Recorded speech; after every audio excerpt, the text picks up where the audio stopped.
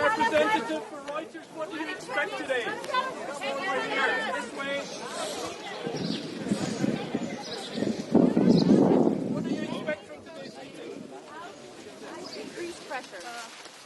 Apart from sanctions, we have the sanctions.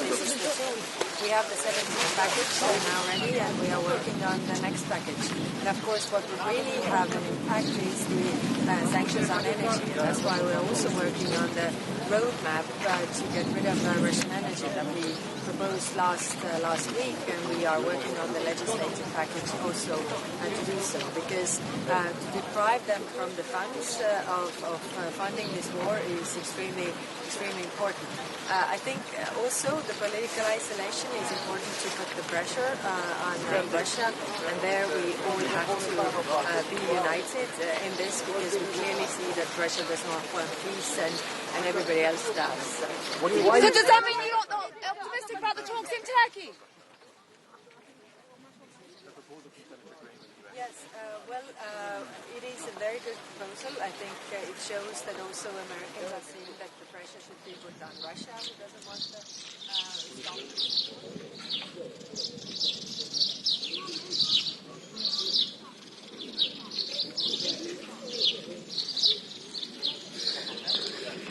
This will go through the Senate. Of course, they have their other procedures there, but I think it's important as a message as well that the Americans are seeing that this is important to put the pressure on Russia, and we have the tools, and the Americans also have the tools to do that. But can we ask about the talks in Turkey?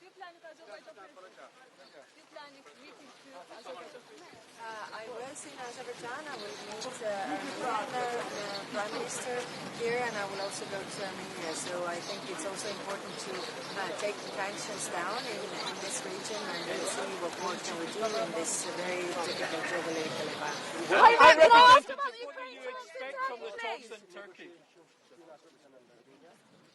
Well, they're very close in reaching the agreement, and I think it's in everybody's interest that they sign this peace agreement, and we have one less conflict in Turkey.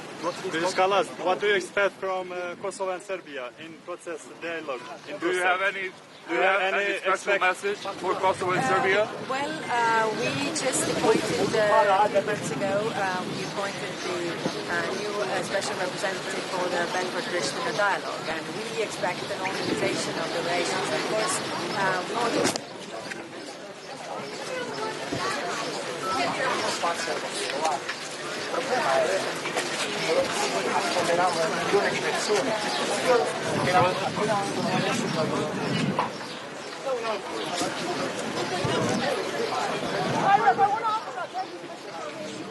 What do you make of it? Do you actually think it will yield some success? Are you optimistic, or do you think it's a fiasco that we didn't actually get the meeting of the leaders?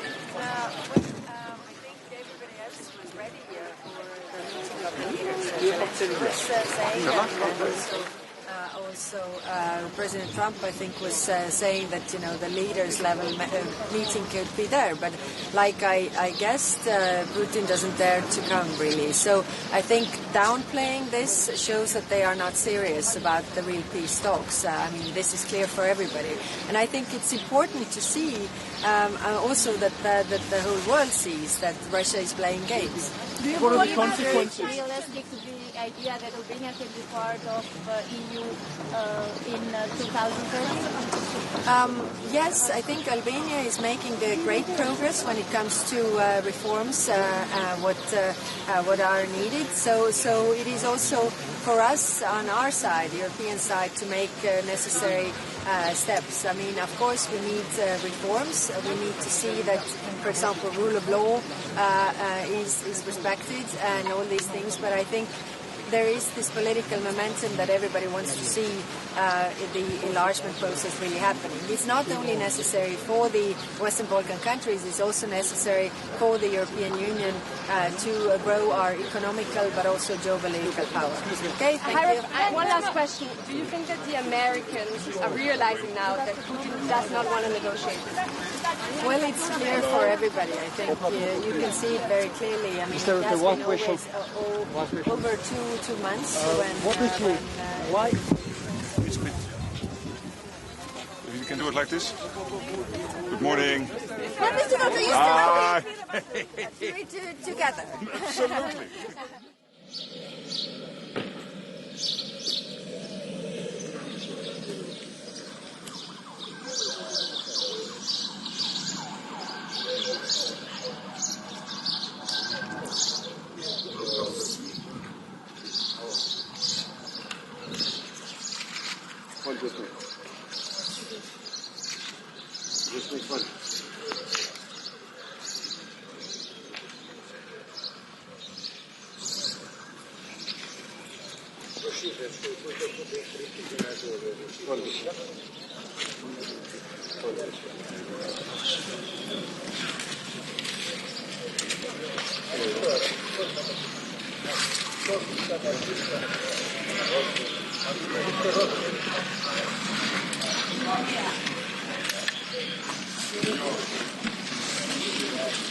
Any part of Ukrainian territory. So that was a very good meeting. I'm really looking forward today to the meeting with the foreign ministers here in Tirane.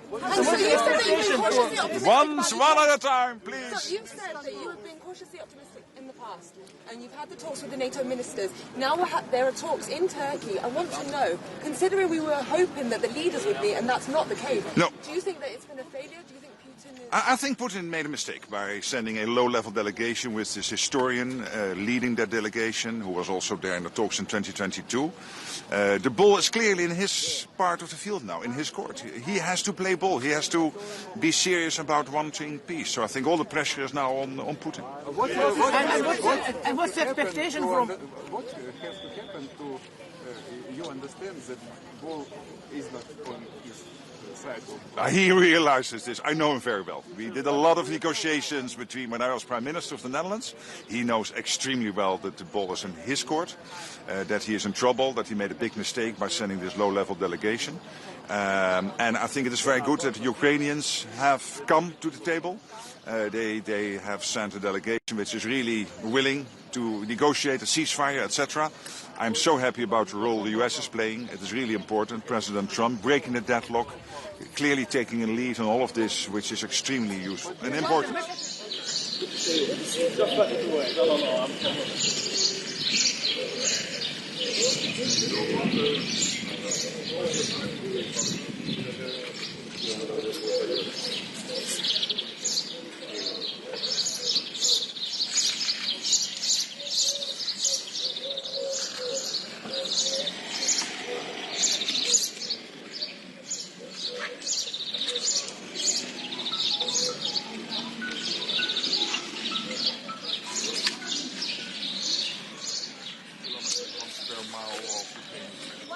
Final question, then I have to go.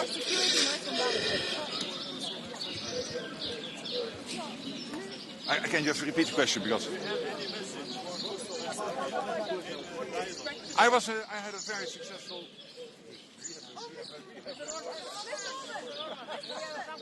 I'll see you in a second. So I had a very good visit to the region. I had very good discussions also in Brussels with President Vučić. So NATO is very much helping to...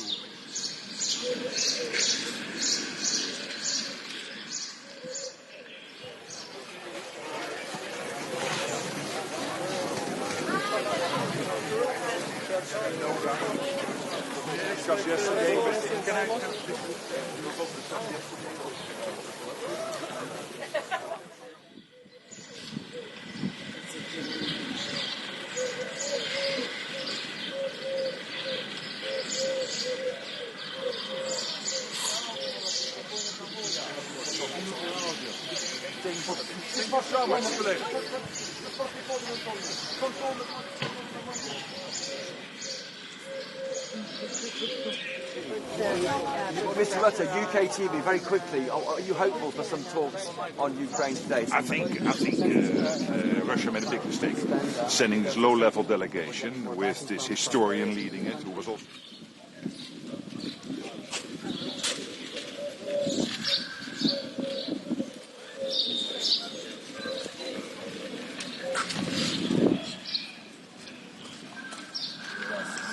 Скажите, Саша.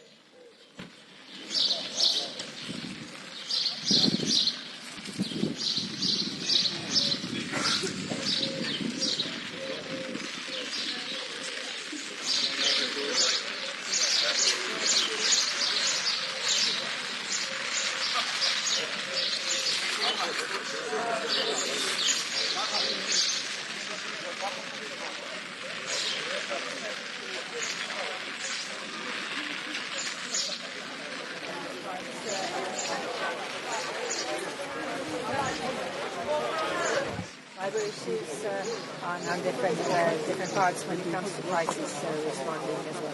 But do you have a deadline for Putin? Because both on his side, but he still don't play this involved. Yes, he's playing games, which shows that they are not serious about it. That is. But you have deadline, that you're waiting for some decision of Putin, and after this date you will do some other stuff. No, I mean we have been.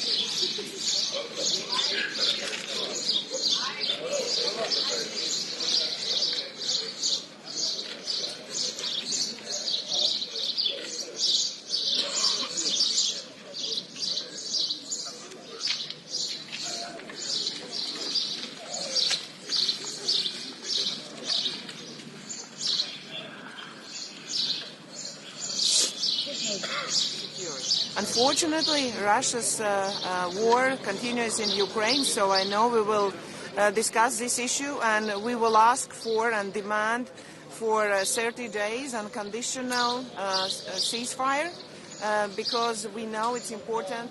Ukraine wants it. Unfortunately, only Russia doesn't want a peace in our region. Therefore, if it doesn't happen, we will have to agree on next and further sanctions. Only that can stop Russia. So because all countries in Europe want security for their people, for their societies. I know that today as well we will discuss issues of illegal migration and better economic cooperation, which is a very important matter as well to Latvia, I know as well to Albania, and therefore we will use the CPC summit as a good platform to meet all the European leaders and discuss.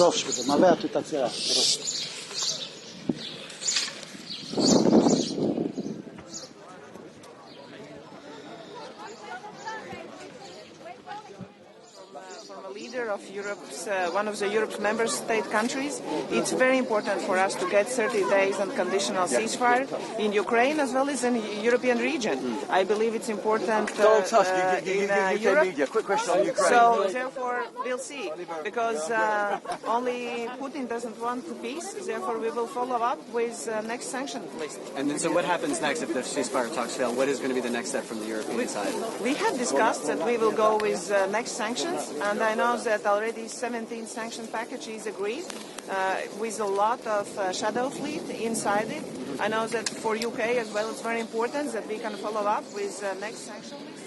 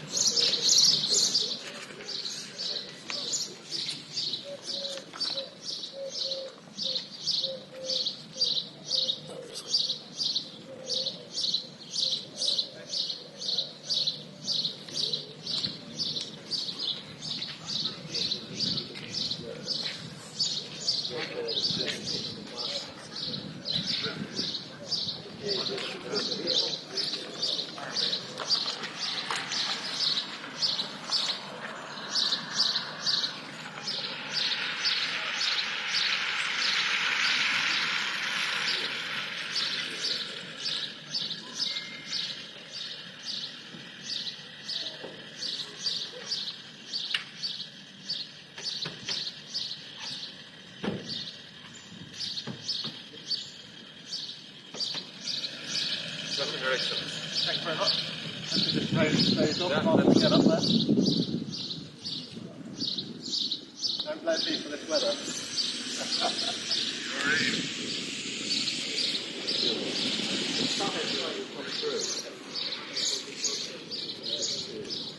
Your participation.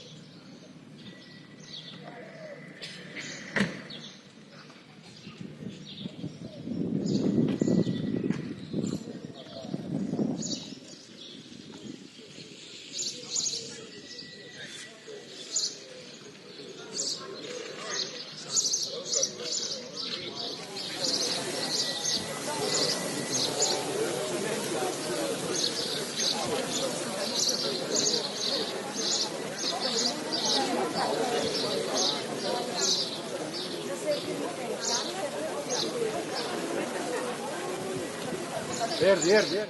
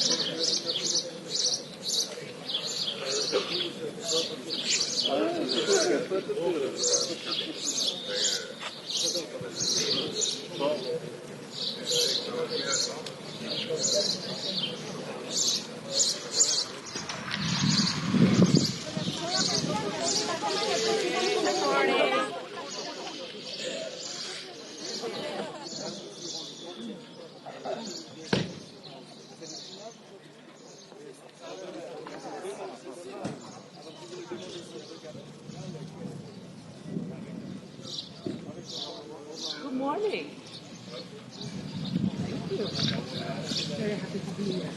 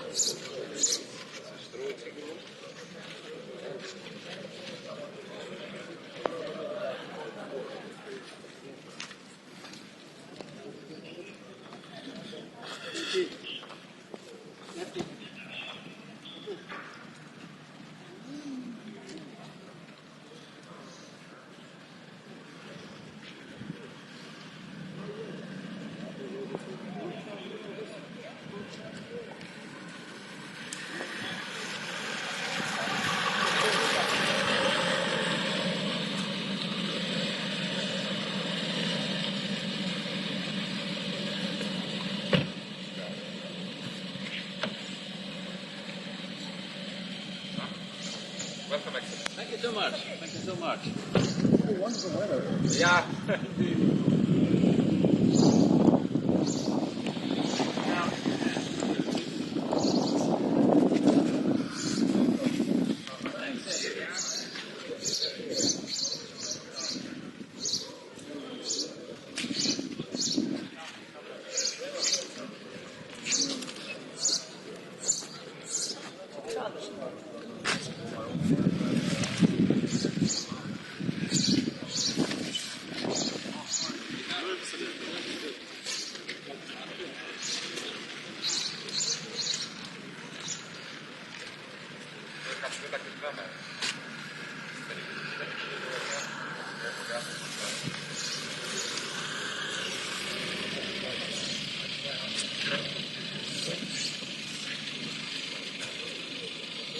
It's okay, we have the... Yeah.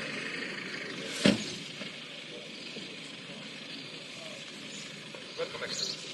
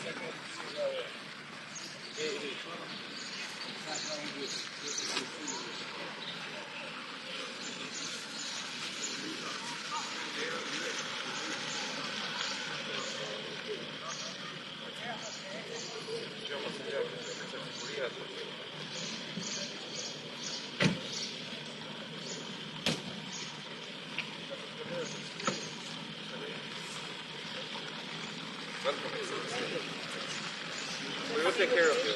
Sure.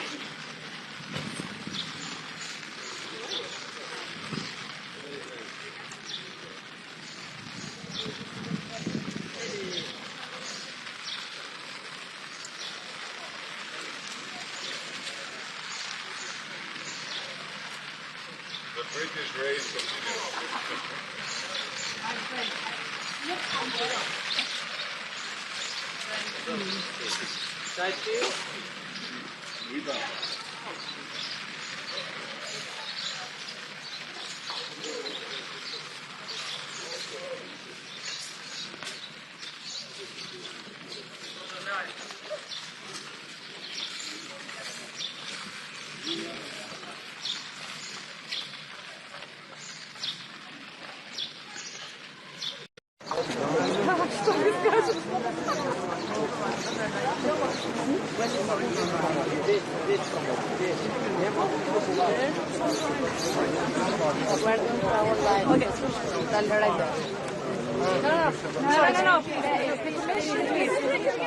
Okay. Yes. Thank you so much. Madam President. For doorstep. Madam President. Why Ukraine? Here. Why Ukraine is being about? Good morning. Good morning. Good to be here again at the EPC. The European Political Community was once founded when Russia's war of aggression started. It was founded to shape a European answer and to make sure that we have stability on the European continent. Now we are 3 years on, and we could witness all during the last days President Putin's true belief. He first called for a ceasefire around the anniversaries of the 9th of May, which he then never respected. Then Ukraine, with the support of the European Union and the United States, called for full and unconditional ceasefire over 30 days, which President Putin then rejected. And finally, he offered a meeting directly between Ukraine and Russia in Turkey, but President Zelensky was ready to meet. President Putin never showed up. And this shows the true belief of President Putin. He does not want peace. So we have to increase the pressure. And this is why we're working on a new package of sanctions. This package will include, for example, sanctions on Nord Stream 1 and Nord Stream 2. It will include working on listing more vessels of the Russian shadow fleet and also lowering the oil price cap. And it will include more sanctions on the financial sector in Russia. For us, it's important. We want peace, and therefore we have to increase the pressure on President Putin till he is ready for peace. Do you mean Istanbul is a failure? Plan to come to South Caucasus.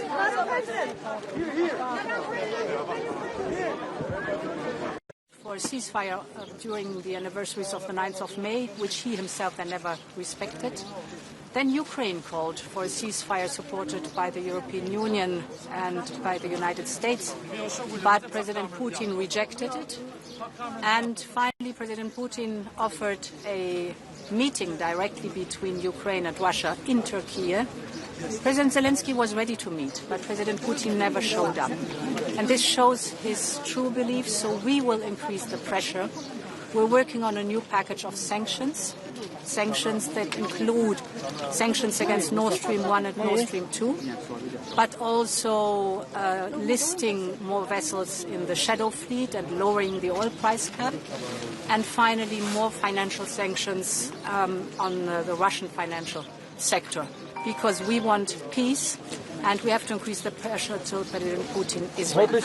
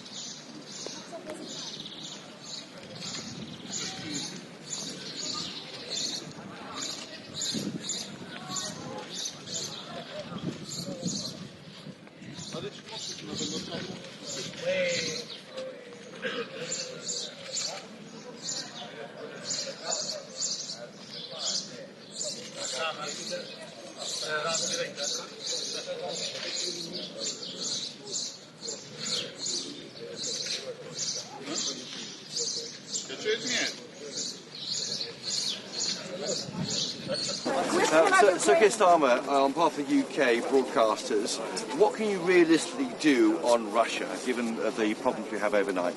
Well, I think that what we saw yesterday and overnight is yet more evidence that Putin is not serious about peace. He's been dragging his heels, and I think it's really important, therefore, that we have absolute unity with our allies. We'll be working on that again today to be clear that there must be a ceasefire, but also to be clear that there should not be a ceasefire, then we will act together in relation to sanctions. But for me, this is clear evidence that Putin doesn't seriously want peace. He's dragging his heels, and that's why today is a really important opportunity to work with colleagues to make sure that we are absolutely united. And President Zelensky will be here today, so we will be discussing the situation with him.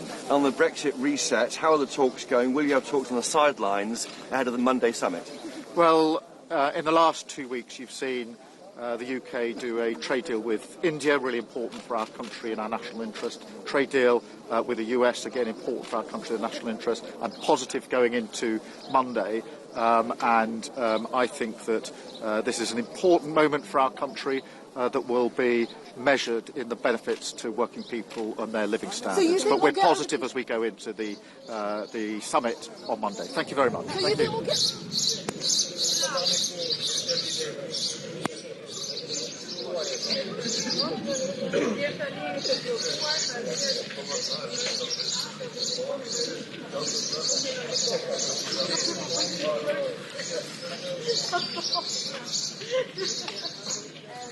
The Americans understood that Putin does not want to negotiate. Do you think the world understood that Putin doesn't want to negotiate? I guess it's obvious, not for the Americans, but for the Europe and for the world, because when Mr. Putin sends the delegation of that low political level, it's obvious that he is not keen into going in any kind of negotiations.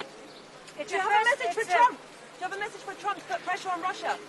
Well, I guess and I hope that a new administration of the United States will get into reality and finds out that Russia and Putin is not going in any kind of negotiation unless we match them in power on the front line. It's the first time that Chancellor Merz is here on the European parquet, so to say. What do you expect? I expect significant input, political and economical one from Germany, and as far as we see it, they are on the right path. Thank you, guys.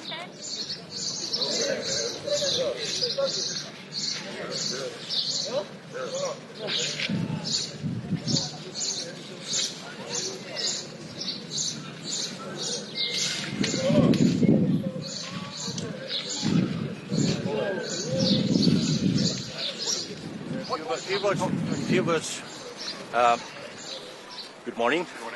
It's wonderful that Europe is here today, and at the same time, negotiations that are highly important for the future of the Europe are ongoing in Istanbul. Today, from here, we need to send a strong common message. Europe stands with Ukraine. I think that Europe has acted decisively. Today we have strong common voice and message. We need ceasefire, we need peace negotiations and lasting peace. And now, I think that all is on the Russian side. If negotiations don't proceed, Europe must be ready to act strongly with new sanctions and even more support to Ukraine. This is my main message today. But the 17th sanction package is not even going that far. How can the EU put more pressure on Russia sooner? We have to work together with the US. We need that with sanctions. We need good cooperation, good coordination with the US. Thank you.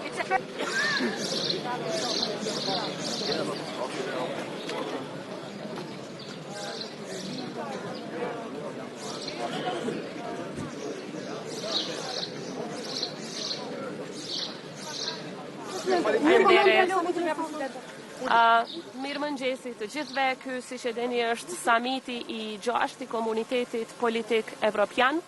një summit jashtëzakonisht I rëndësishëm I lindur nga jo vetëm nga shtetet e BE-s, por edhe të gjithë ne të tjerët që aspirojmë të antarësohemi në BE, mirë po me qenë se ky summit mbahet pikërisht në Ballkanin Perëndimor, këtu në Tiranë, për çka dua të uroj edhe Shqipërinë edhe kryeministrin Rama.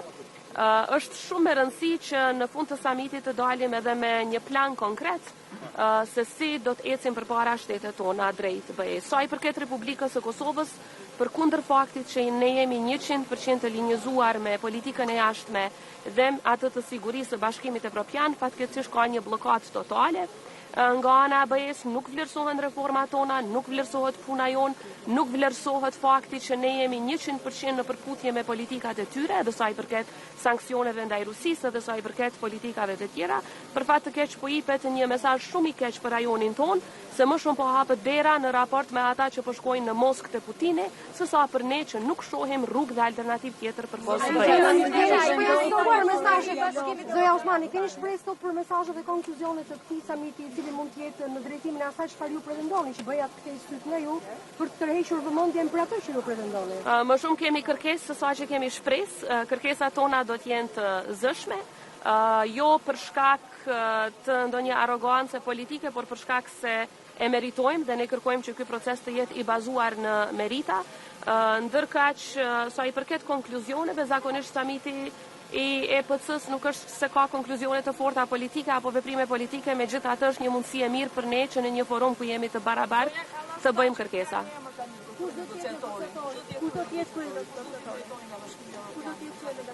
Është zoti Sorensen, ai tashmë është emëruar dhe kemi unë si presidente kam pasur 2 takime jashtëzakonisht të mira me të, ka qenë në Prishtinë 2 herë.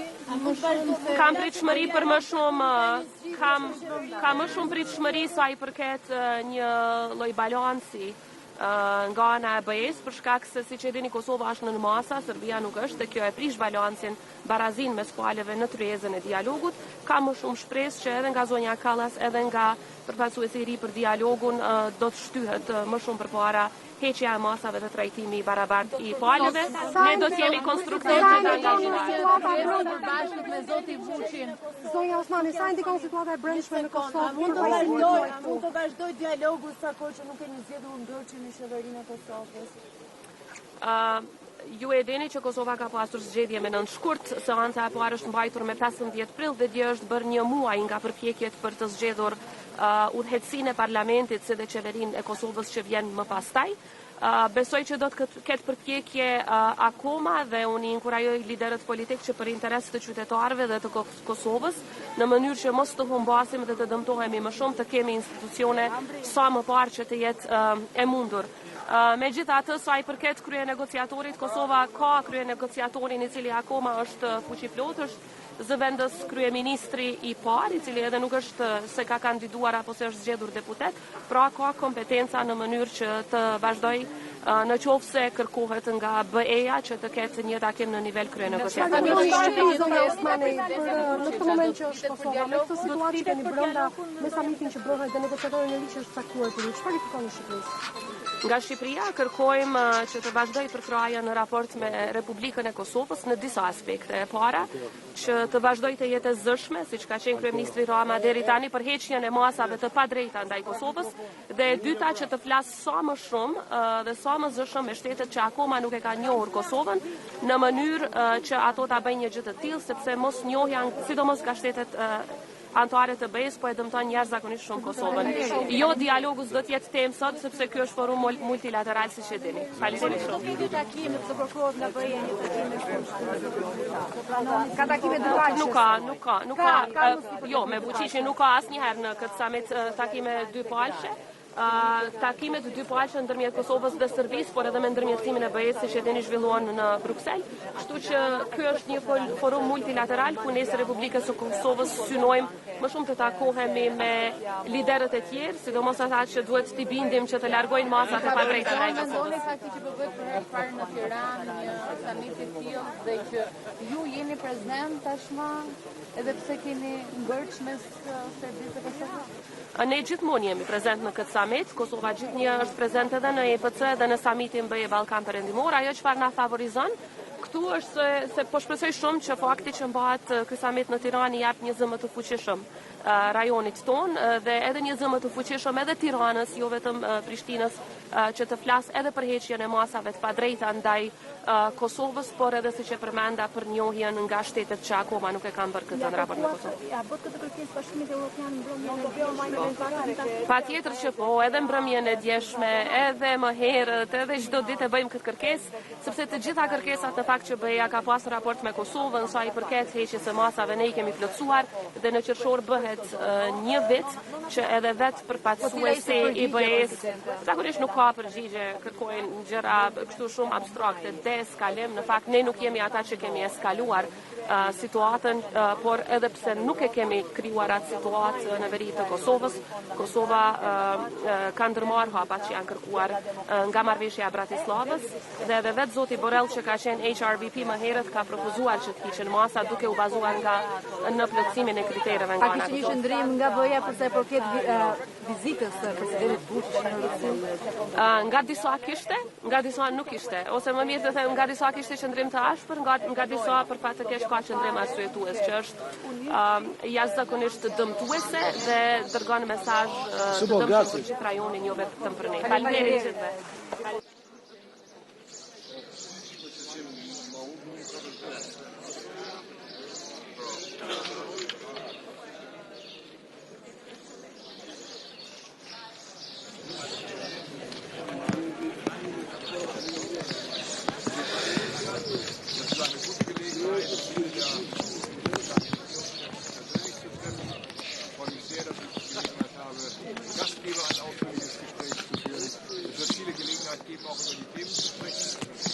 Beschäftigen. Natürlich, bedauerlicherweise, immer noch der Krieg in der Ukraine. Ich hoffe sehr auf die europäische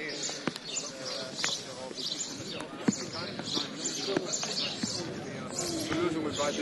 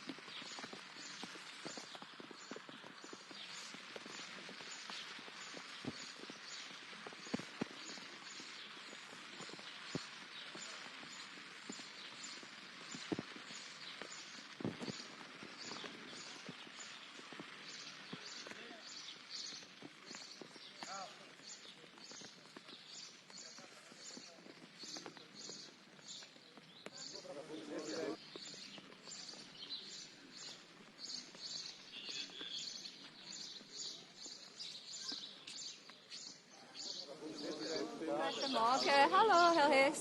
Grüezi. Was erwarten Sie von den heutigen Gesprächen in Istanbul? Ja, wir werden sehen, ob es zu einer Lösung kommt oder ob der Weg hin zu einer Lösung weitergeht oder nicht. Es scheint ja etwas angespannt zu sein. Wir werden schauen, vielleicht gibt es am Sonntag in Rom etwas mehr Klarheit mit der Einsetzung des neuen Papstes. Wird man sich ja wiedersehen. Und was ist die Position der Schweiz? Was erwarten Sie zum Beispiel von Russland in diesem Gespräch? Ja, ich meine, man kann nur die Erwartung äußern, dass dieser Krieg endlich beendet wird und dass beide Parteien die Bereitschaft haben, sich an den Tisch zu setzen. Offensichtlich ist die Ukraine bereit zu direkten Gesprächen. Und ich glaube, dass alle in der ganzen Welt auch den Wunsch ausgedrückt haben, dass auch Russland diese Bereitschaft zeigt. Die Europäer wollen die Sanktionen gegenüber Russland verschärfen, weil es bisher keine Waffenruhe gibt. Wäre da die Schweiz auch dabei? Ja, wir haben bislang die Sanktionen übernommen und werden sie weiterhin prüfen. Gilt das auch für diese Sekundärsanktionen, die jetzt im Gespräch sind? Das kann ich Ihnen noch nicht sagen. Das Treffen findet in Istanbul statt, nicht in der Schweiz. Wieso nicht in der Schweiz? Kann die Schweiz auch nicht vermitteln? Selbstverständlich kann die Schweiz auch vermitteln und ich habe Präsident Zelensky immer angeboten, dass wir auch zur Verfügung stehen. Wir werden sehen, wie das jetzt weitergeht. Die Schweiz hat signalisiert, dass sie einen IPC-Gipfel eines Tages durchführen könnte, frühestens 2027. Gibt es irgendwelche Neuigkeiten? Werden Sie heute ein konkretes Angebot? Ja, ich werde das selbstverständlich gegenüber der EU-Kommission noch einmal deponieren und dieses Angebot erneuern. Und zwar für 2027? Genau. President, how are conversations with Trump progressing on trade? Wen treffen Sie heute bilateral? Ja, ich denke, man trifft so ziemlich alle hier. Ich habe aber ein Gespräch abgemacht mit der dänischen Premierministerin, ein längeres Gespräch, weil ja die dänische Ratspräsidentschaft dann stattfinden wird im zweiten Halbjahr 25. Aber es gibt auch andere Möglichkeiten, hier sehr formlos ins Gespräch zu kommen. Können Sie uns noch ein Update machen, wo wir stehen mit den Handelsverhandlungen mit den USA? Großbritannien muss hier einige Zugeständnisse machen. Zum Beispiel haben Sie auch angekündigt, für 10 Milliarden Boeing-Flugzeuge zu kaufen und ihre Landwirtschaft zu öffnen. Wird die Schweiz dasselbe machen?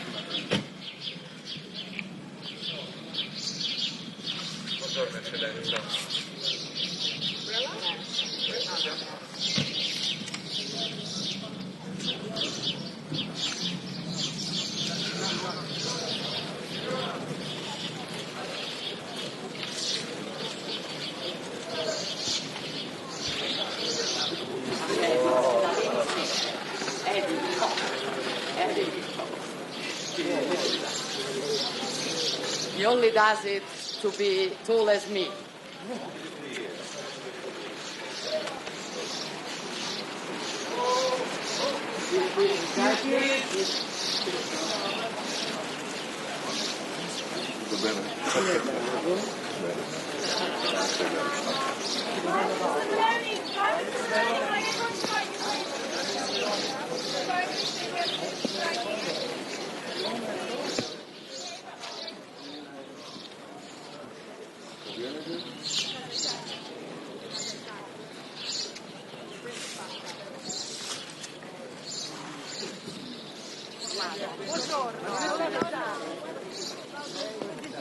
Io sto bene, la ringrazio.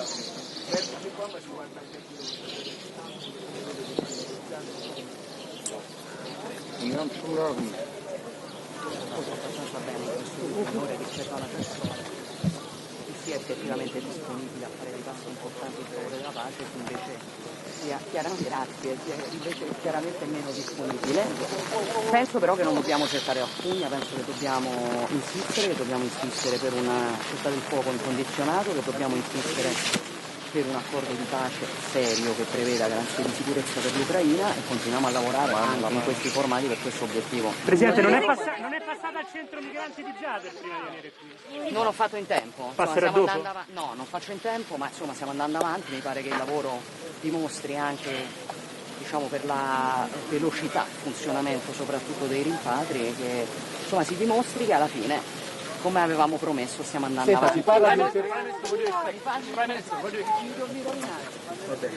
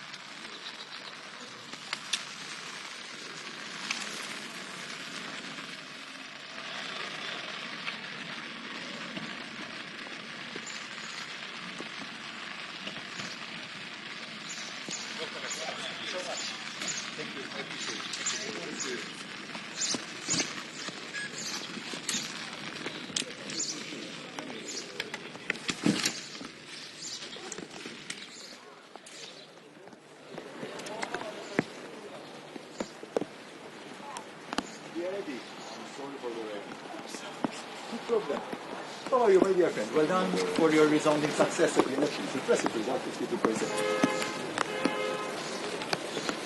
It is amazing. 52.1. Only I get that result in Malta. Well done. Thank you.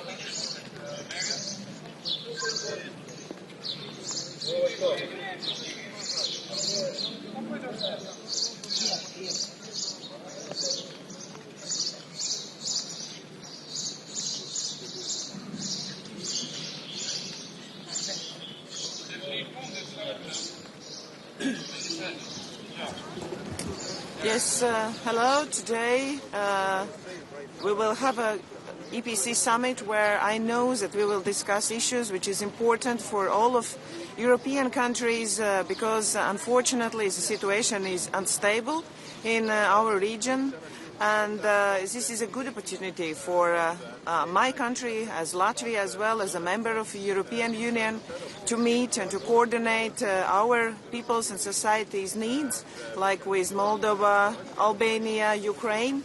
and we will use this summit for coordinating and making alliances how we can make our region more secure.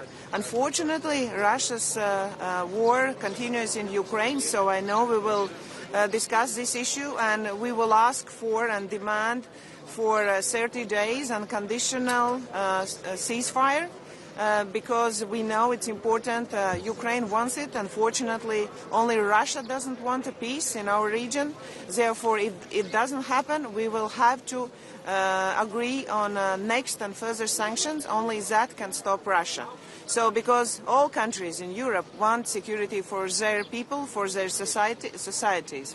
I know that today as well we will discuss issues of illegal migration and better economic cooperation, which is a very important matter as well to Latvia, I know as well to Albania, and therefore we will use this EPC summit as a good platform to meet all the European leaders and discuss what's really important in our region. So, thank you. Thank you.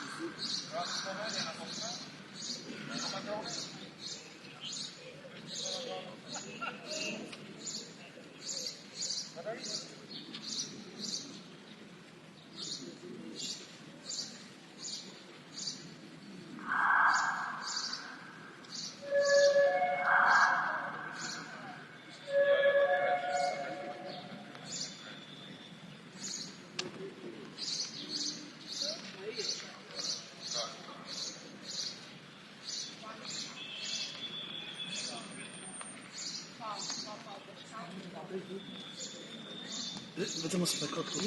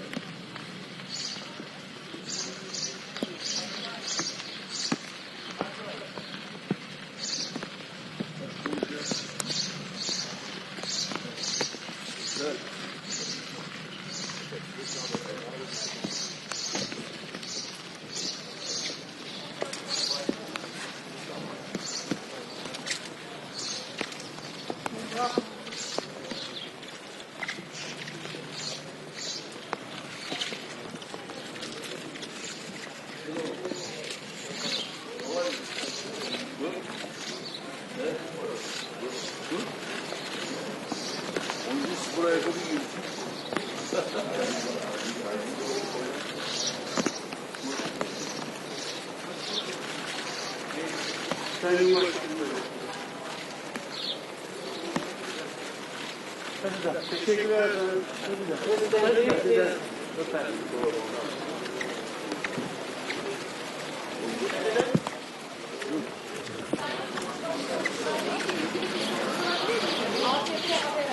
Şimdi olmaz ya. Şimdi işimize bakalım. Çok işimiz var. Sadece konuşmalarla ilgili bir şey sorabilir yani. Nasıl gidiyor? Ne işte?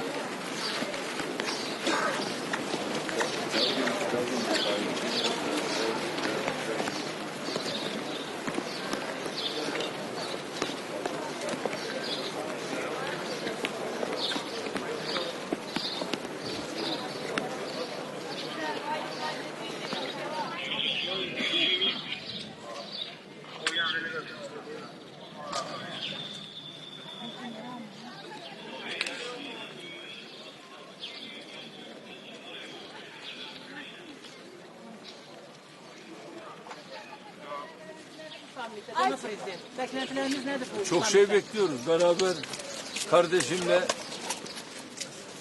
Arnavutluk'tan tüm dünyaya barışı seslendireceğiz.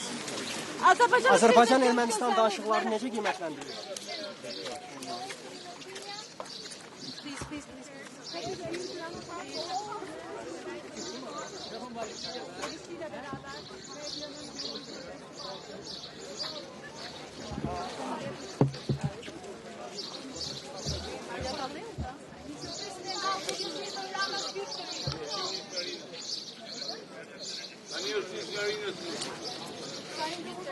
Ya boş ver.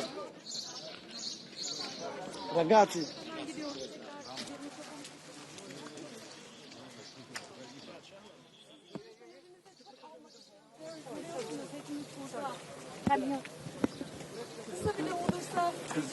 Gereğini söylesene. Sen benim adıma cevap ver. Ben meslektaşlarımıza iletirim efendim. Teşekkür ederim.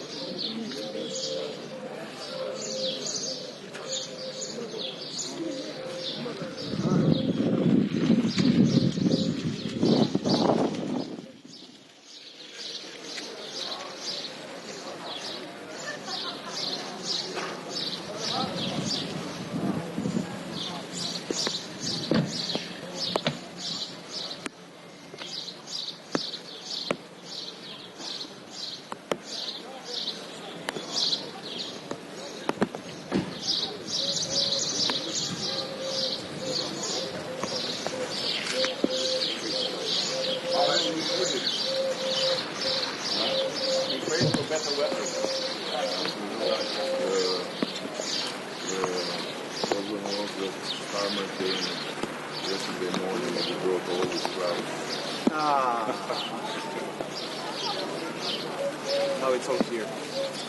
So I'm waiting for Andrea and Macron. Yeah, sure. Here.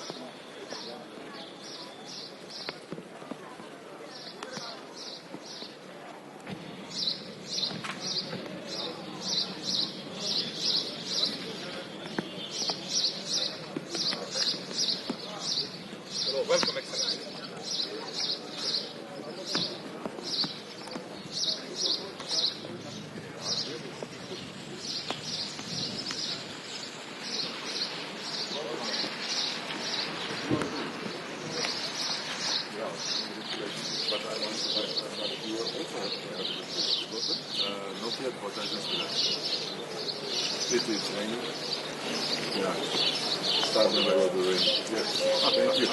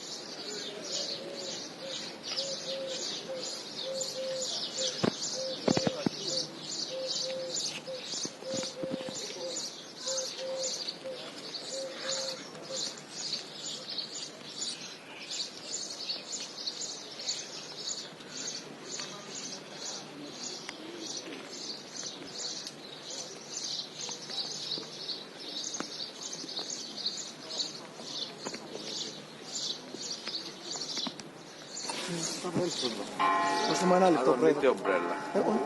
Πιάστε την ομπρέλα, πρόεδρε. Δεν θέλω. Να την κρατώ, να κάνω τη την κρατάει η κοπέλα. Thank you. Μια πολύ σημαντική σύνοδος που, να θυμίσω, ξεκίνησε πριν λίγα χρόνια με πρωτοβουλία του Γάλλου Προέδρου, ακριβώς για να φέρει μαζί τα κράτη-μέλη της Ευρωπαϊκής Ένωσης και τα άλλα ευρωπαϊκά κράτη, πλήστα των οποίων θέλουν να γίνουν κράτη-μέλη της Ευρωπαϊκής Ένωσης, για να έχουμε ένα ανοιχτό διάλογο. Οι προκλήσεις είναι κοινές, οι ευκαιρίες είναι κοινές και αυτό το φόρουμ προσφέρεται για ένα ανοιχτό και ειλικρινή διάλογο. Και είναι μέσα σε αυτό το πλαίσιο που μπαίνει και το κυπριακό, ένα ευρωπαϊκό ζήτημα. Γνωρίζετε ότι η Τουρκία συμμετέχει σε αυτές τις συναντήσεις και μέσα σε αυτό το πλαίσιο είναι και ο διορισμός, η απόφαση της Προέδρου της Ευρωπαϊκής Επιτροπής να διορίσει τον κύριο Χαν, μια πολιτική προσωπικότητα, να υπενθυμίσω 3 φορές επίτροπος, υπουργός στην Αυστρία, άλλες πολιτιακές θέσεις στη χώρα του, έτσι ώστε από τη μια αποδεικνύοντας την πράξη το ενδιαφέρον της Ευρωπαϊκής Ένωσης για ένα δικό της, επαναλαμβάνω, πρόβλημα, αλλά την ίδια στιγμή να ενισχύσει την προσπάθεια που βρίσκεται σε εξέλιξη για επανέναξη των διαπραγματεύσεων και επίλυση του Κυπριακού. Γνωρίζετε ότι η Τουρκία ενδιαφέρεται να ενισχύσει τις σχέσεις με την Ευρωπαϊκή Ένωση. Δεν μπορούμε να αλλάξουμε τη γεωγραφία, προτιμούμε να έχουμε ένα γείτονα που είναι κοντά στην Ευρωπαϊκή Ένωση, εφόσον αυτός ο γείτονας συμπεριφέρεται όπως συμπεριφέρονται τα κράτη-μέλη της Ευρωπαϊκής Ένωσης. Σέβεται τις αρχές και τις αξίες της Ευρωπαϊκής Ένωσης, σέβεται το διεθνές δίκαιο και μέσα σε αυτό το πλαίσιο ο διορισμός του κυρίου Χαν, που να θυμίσω ως επίτροπος που ασχολήθηκε με τα ευρωτουρκικά, γνωρίζει πάρα πολύ καλά και τις επιθυμίες της Τουρκίας, πώς αυτές μπορούν να προωθηθούν μέσα από συγκεκριμένες θετικές εξελίξεις, τόσο για το Κυπριακό αλλά και γενικότερα για τις κυπριογενείς υποχρεώσεις της Τουρκίας. Άρα προσβλέπω στη συζήτηση που θα γίνει σήμερα την ευκαιρία που θα έχουμε να ανταλλάξουμε απόψεις.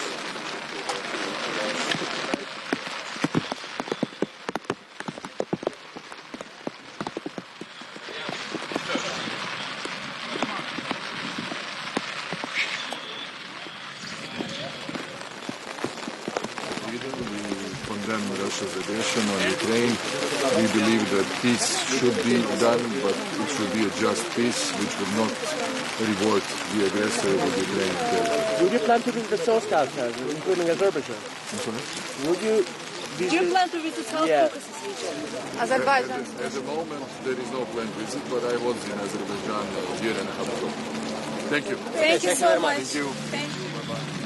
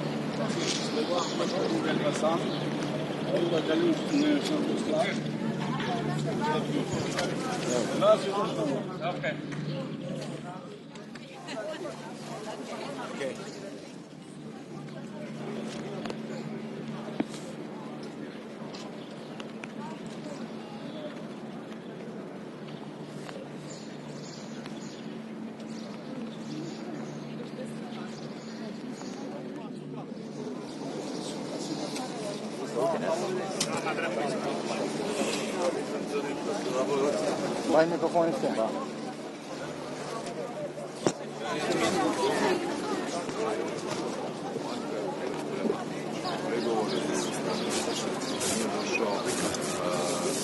Mene to osobno nije iznenadilo, međutim svaki korak koji vodi ka prestanku ratnih operacija, time i novih žrtava je pozitivan, ali konačno rješenje ne bi smjelo biti tako da nagradi Rusiju sa ukrajinskim teritorijem. To je loš presedan, kršenje međunarodnog prava, to znači da jači kvači, a to je smrt međunarodnog prava, budemo otvoreni. Hoće biti razgovora o sankcijama, portali pišu da bi se danas ovdje moglo razgovarati i o carinama na ruski izvoz.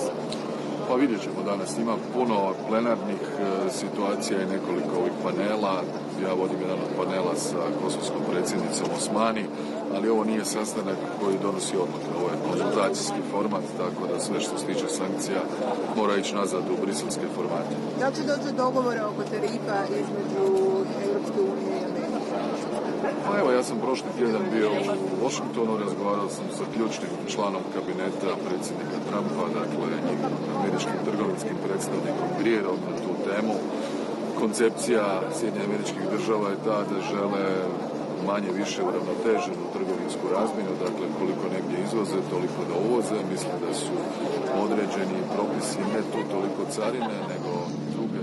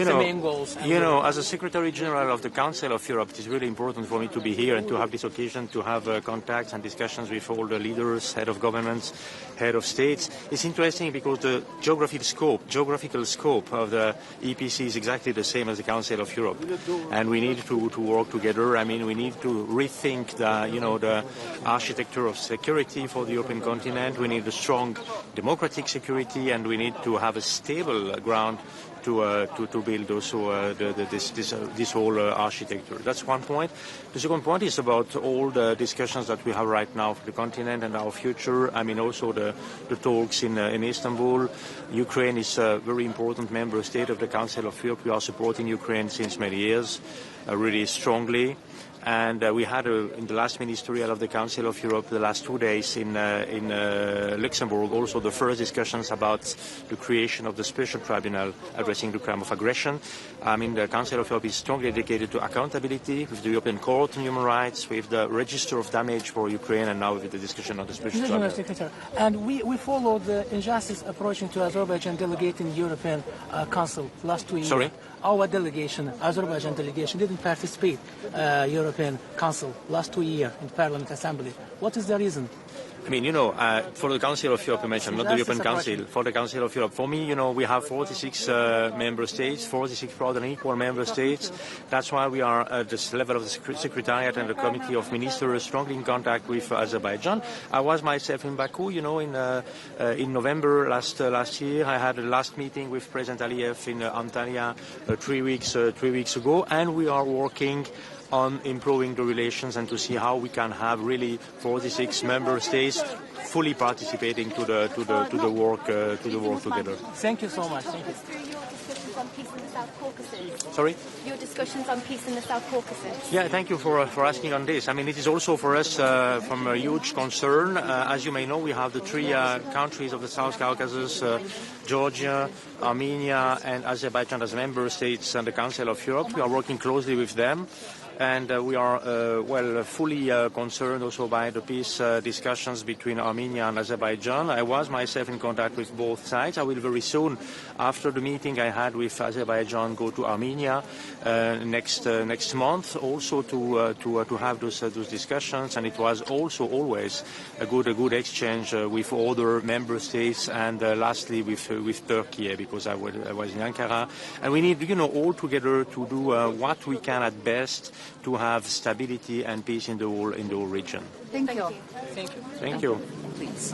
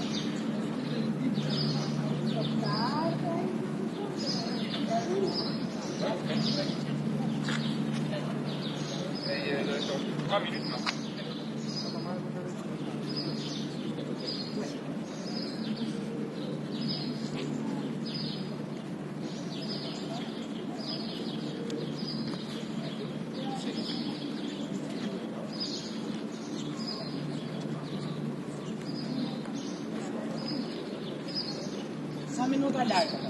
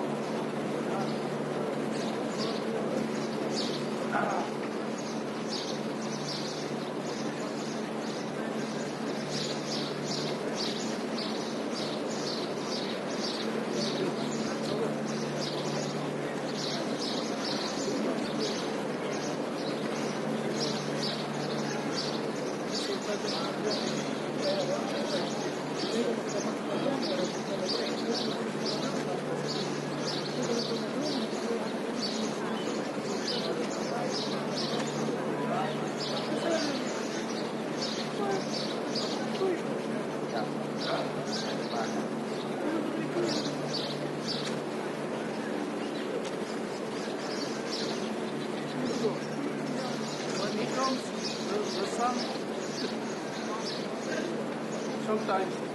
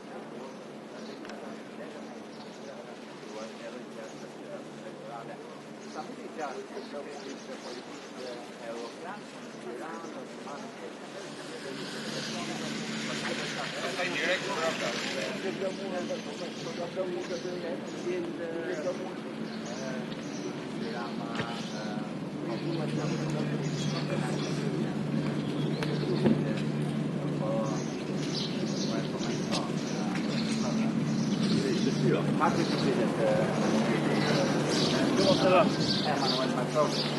Je vois soleil. Tu vas bien? Bravo.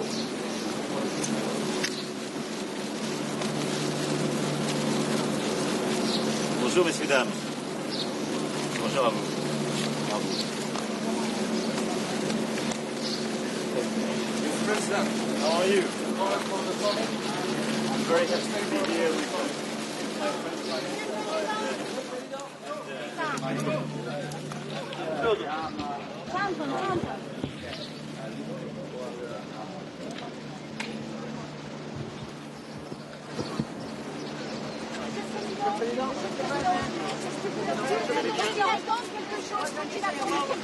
Je vous ferai une conférence de presse tout à l'heure. Merci beaucoup.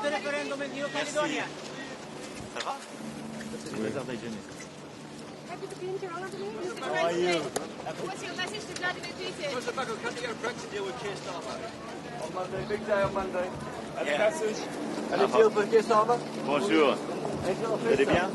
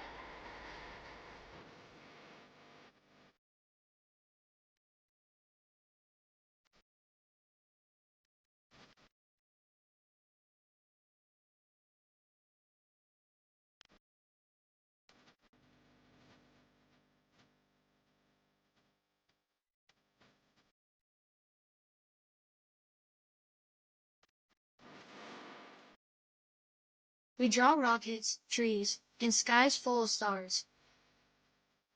We draw homes with no fences, people holding hands, and sometimes a little blue flag with golden stars. In our drawings, the future is bright, and Europe is not just a place. It's a feeling that we can be heard, that we can belong, that we can build it together.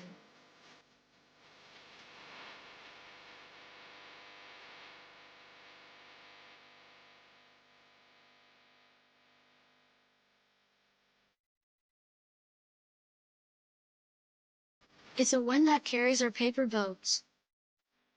A place where dreams don't need translation, only wings.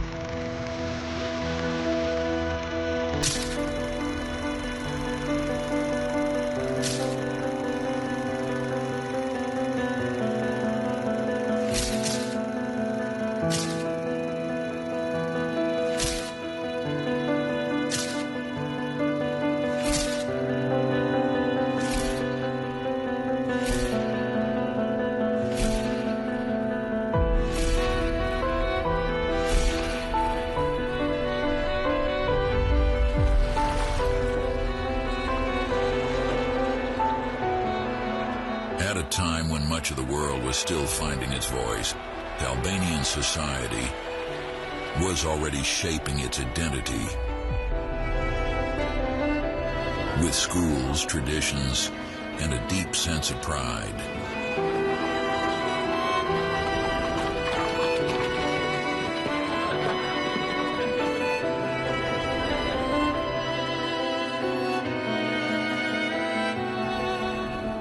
Art, music, and wisdom flowed through villages and cities alike. This was not a forgotten land, but a vibrant culture ahead of its time.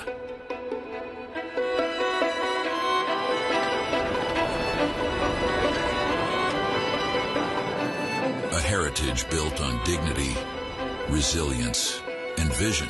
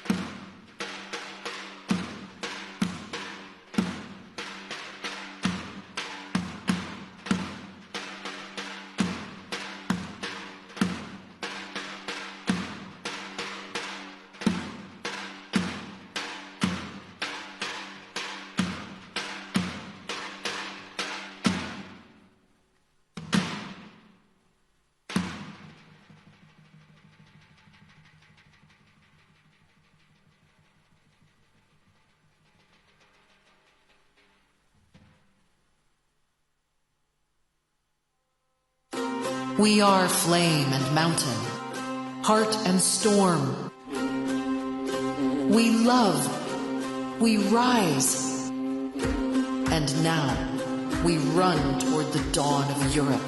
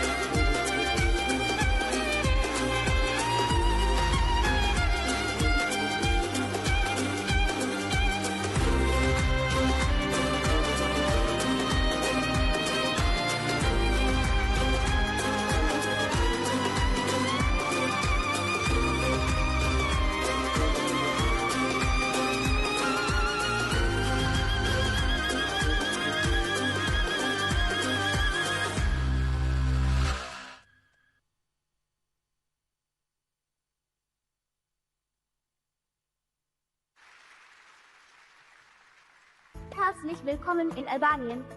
Bienvenue en Albanie. Dobrodošli u Albaniju. Benvenuti in Albania. Benvenuti in Albania. Καλώς ήρθατε στην Αλβανία. Bienvenue en Albanie. Welkom in Albania. Albanya'ya hoş gelmişsiniz. Bienvenue en Albanie. Welcome to Albania. Velkommen in Albanien. Вітаємо в Албанії. Velkommen til Albanien. Welkom in Albania. Bine v-am venit în Albania. Перейдемо з Албанії. Вітайте в Албанії. Добре дошли в Албанію. Willkommen til Albania. Herzlich willkommen in Albanien. Перейдемо з Албанії. Вітайте в Албанську. Merhaba в Албанія. Добродошли в Албанії. Перейдемо з Албанії. Етілі останніми питання в Албанії. Velkommen til Albanien. Добре дойдете в Албанія. Мир севіні на Шибрі. Welcome to Albania. Добродошли в Албанію. Парикалус Албанія. Добродошли в Албанію. Tervetuloa Albaniaan. Welkom in Albanië. Üdvözöljük Albániában. Reykjavikei Albania. Lajpnalódam Albania. Willkommen in Albanien. Bine ați venit în Albania. Arnavutluğa hoş geldiniz. Dobrodošli v Albaniju. Witamy w Albanii. Arnavutluğa hoş geldiniz. Benvenuta a Albania. Benvenuti in Albania. Bienvenue en Albanie. Willkommen in Albania. Mir să vini në Shqipëri.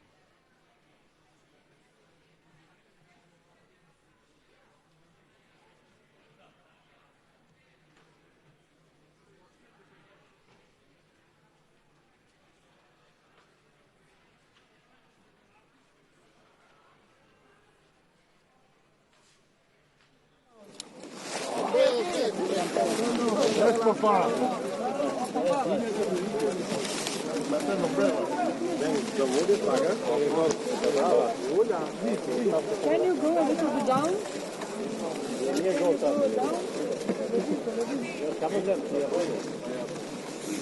Simon, you have to move.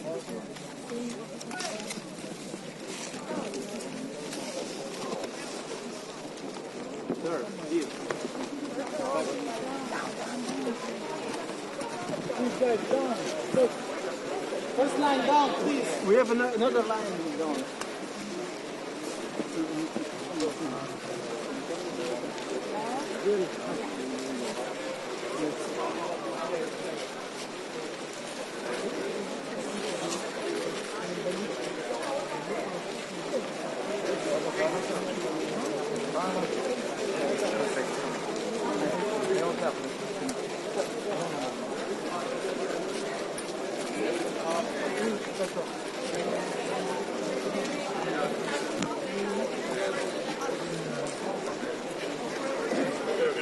Şöyle ıslandın mı lan? Geliyor, geliyor.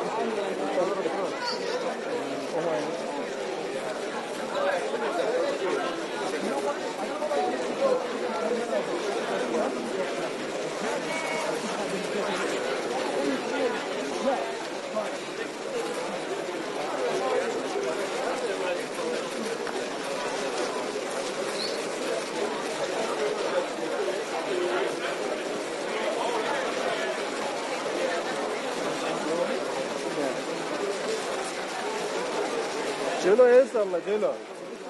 Celo.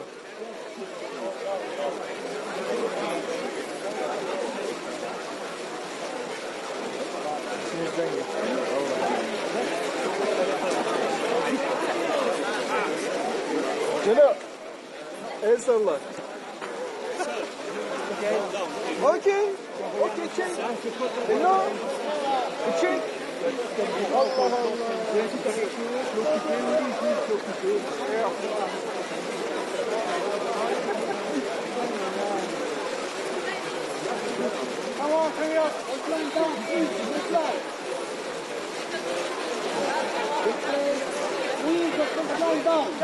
Hey.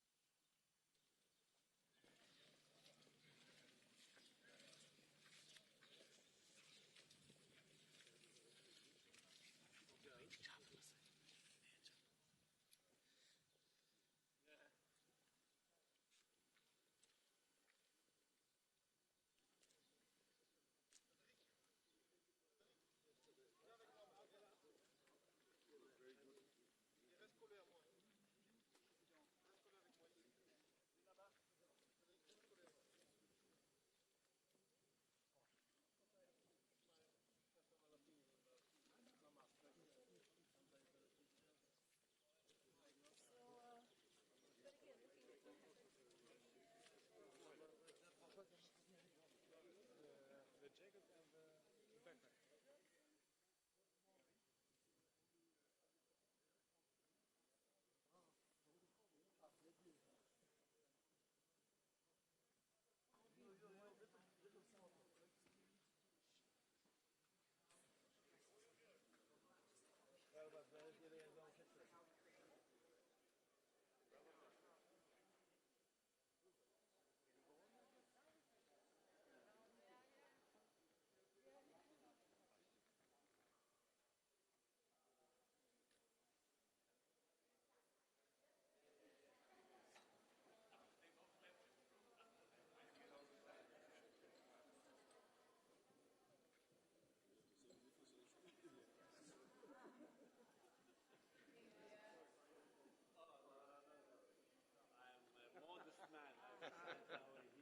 Sorry.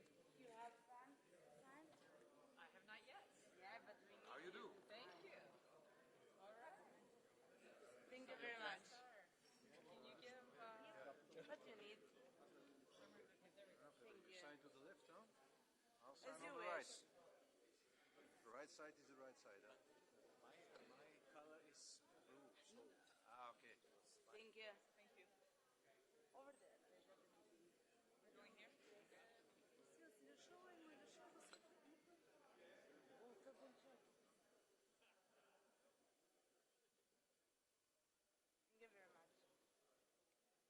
There you go. Thank you.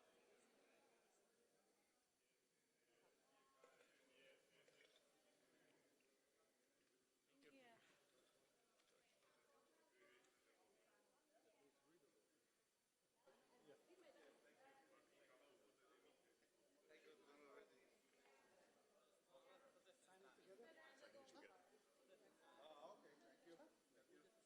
We will do that. Over here. Fine. Yeah.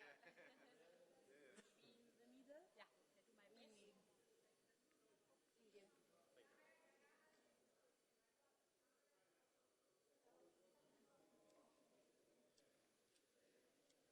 Voilà.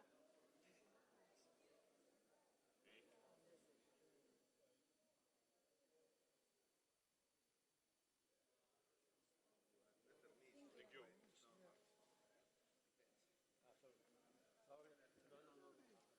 Yeah, we will fight for the light. A little bit disorganized. Yes.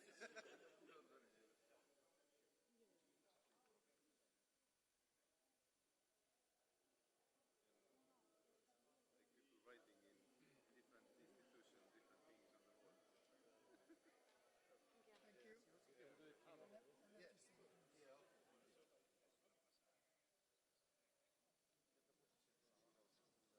Yes. Yeah.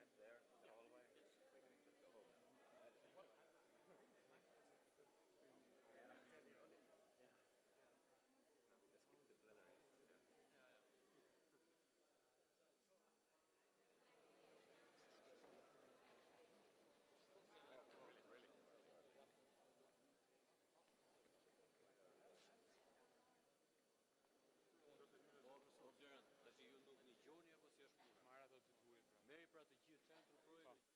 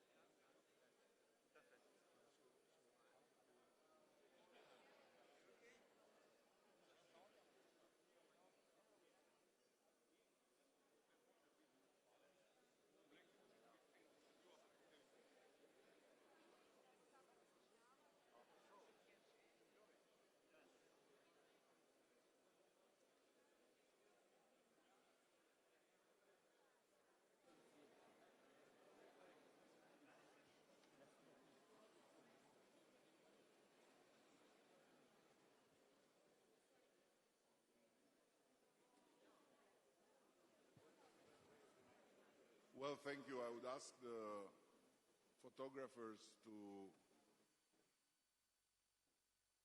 make space for Europe to work.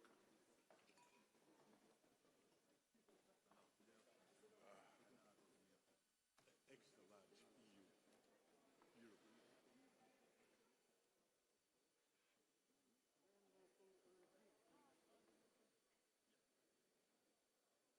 The photographers, please.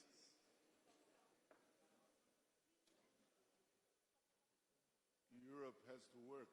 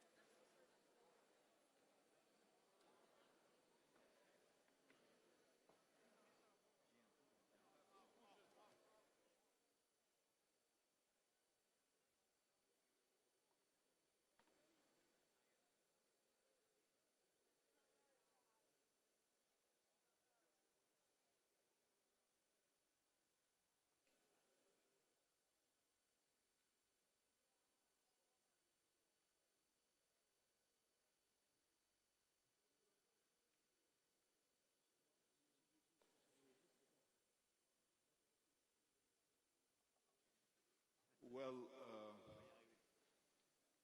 I have first to share sensitive information. It was a suspicion, but it became scientific proof from the European Weather Forecast Institute that the persisting and not indigenous rain was brought by the British delegation yesterday morning. I'm sorry.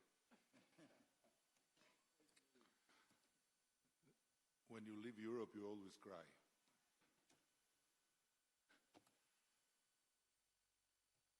Every time I head towards an EPC summit, I'm haunted by a 16th century painting hanging in the British National Gallery. The Rape of Europa by the Grand Master of Italian Renaissance, Paolo Veronese. In it, the Princess Europa, young and radiant, stares skyward as she mounts a white bull. The bull is, of course, Zeus in disguise, the king of the gods, who will carry her away to a land from which she will never return. There is something hauntingly familiar in this myth, a resonance that feels all the more acute in the times we live in. Maybe it's because more than being a character or a fixed identity, more than the labels of West or East, a liberal or conservative, nationalist or socialist, Europe is a journey. And suddenly that journey has become much harder. Highly distinguished guests and very dear friends, trust me, I struggle to find the right words to express my delight in hosting this European Political Community Summit here in Albania. It is truly an immense honor for all my country, for all the Albanian people, to welcome you all to this country and to this purposefully constructed house for the European political community in Tirana, where you are not surrounded by the nightmare of Europa in Renaissance paintings, nor by the emptiness of a temporary gathering space. You are surrounded by Albanians' children's imagination of Europe. This was an obvious choice for us because children's dreams are never held hostage by the myths of the past. They are instead about imagining the future. Very similar, by the way, to the dream of Europe's founding fathers. And you have landed at a particularly poignant moment in this country, where we have learned to view the past through the eyes of the future and no longer to look at the future through the eyes of the past. Your arrival follows an election campaign in which Europe featured more than ever before, not as a divisive issue, but as a joint claim to identity, not as a list of policies, but as a deep yearning for belonging, not as a set of homework assignments, but as a shared destiny. That is why it is so gratifying that the campaign centered on those keywords, Europe, identity, belonging and destiny, won over 52% of the votes. For my dear friend Keir here, it was a result very similar to the Brexit referendum, but with the roles reversed, 52% for Remain, or in our case, Unite. Where it wasn't comparable, however, is the remaining 48% of the voters. They are not Eurosceptics. No, they are just ill-informed Euro-optimists who think I should have been fired for not having succeeded in uniting Albania with the EU long ago. But this is not my point. The idea of a united Europe is paradoxically both ancient and ever new. One of its earliest champions was a Frenchman in the 18th century, the Abbé de Saint-Pierre.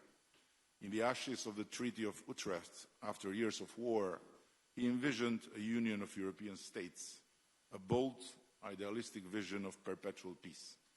His project even included cooperation with Russia as well as with the Balkan and Mediterranean states, then under Ottoman rule. So I guess that for the visionary Abe, today's Turkey would also be an indispensable partner in a union of perpetual peace. But the project failed, of course. It was killed by light interests and petty caprices, as Voltaire would put it, and swallowed by the fear that has long held Europe hostage.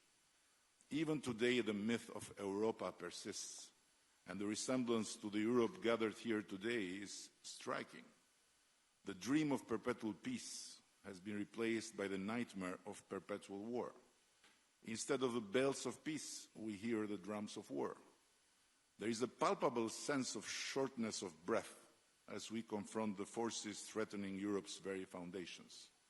External aggression, internal fragmentation, the ghosts of imperial myths, shifting geopolitical alliances, the instability of global trade, and the deep, very deep difficulty of so many to believe in a new Europe for the new times. But I believe that there is no better moment than this one to remind us that while we rightfully think about a Europe of resistance, defense, and new military capabilities, we must not forget the other Europe, the Europe of enlightenment, human reason, and the quest for perpetual peace, not just among ourselves, but even with our enemies. That Europe, which at a certain point gave birth to the most improbable political project in human history, the European Union, taught us that even former mortal enemies could come together, their wounds still fresh from the battle, and create a bond for life.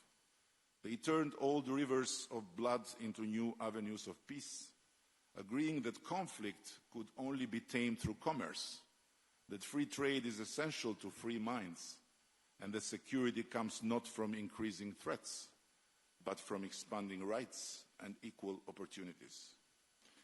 It was that Europe that taught us that in the midst of the most horrific conflicts, we must maintain some faith in the humanity of our enemies.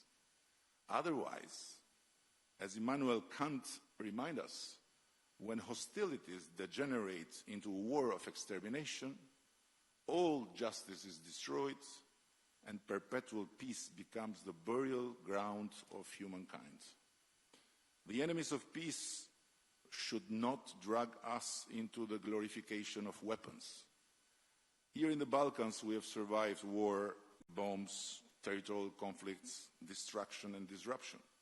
It happened in our lifetimes, not in some distant black and white documentary archive. And we have learned that peace has no competitors. Perhaps that is why hope in that other Europe is greatest here. The most Euro-optimistic among all of us gathered today in this house live not in Paris or in Berlin, but in Tirana and Podgorica, where belief in the European ideal runs deep. We have survived economic collapse. We have survived migration and displacement. We have survived fake news even before the term was coined. And we have learned that cooperation has no losers. Perhaps that's why we believe that Europe remains the most fertile ground to turn the darker currents of history into shining paths of the future. Europe for us is as much a shared spiritual space as it is a mosaic of many different regions, languages, and religions.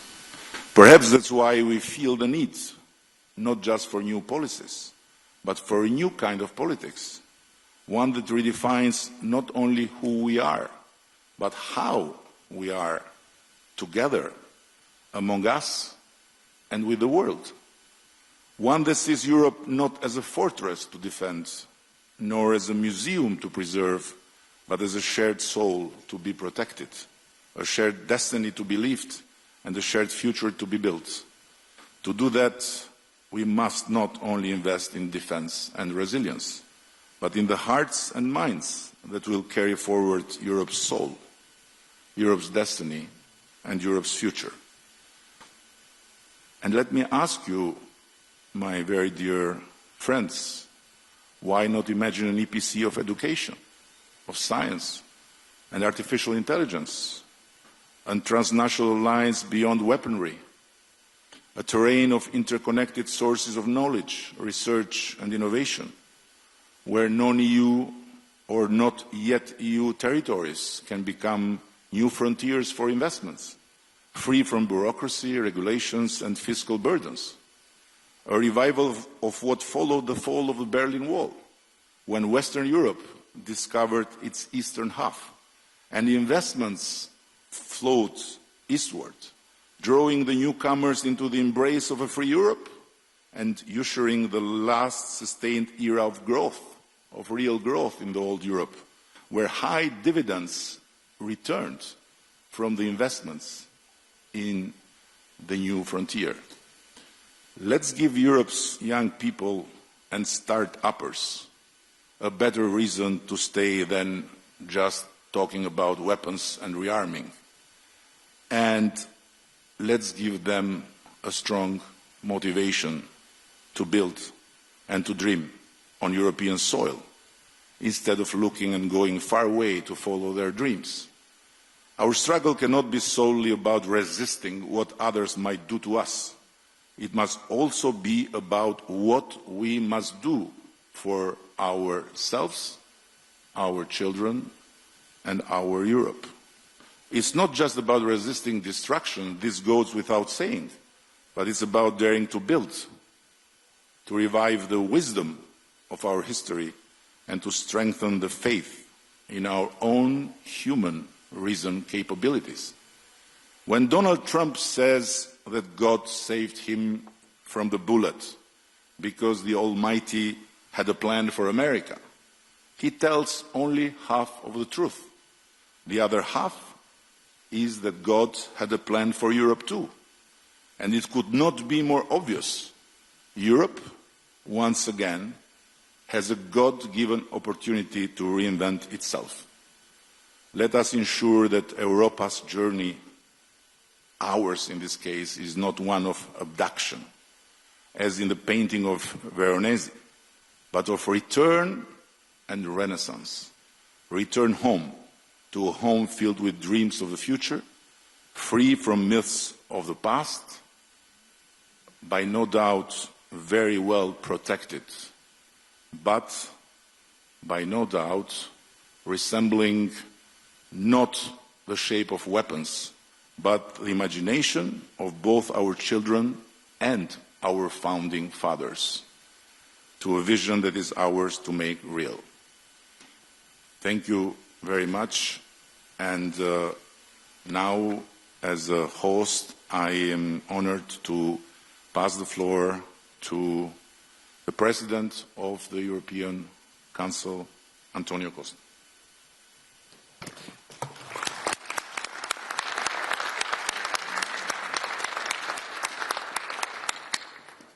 Well, first of all, thank you very much, dear Eddie, for your, it's true, rainy, but very warm, creative and inspirative welcome for this first EPC summit which takes place here in the Western Balkans.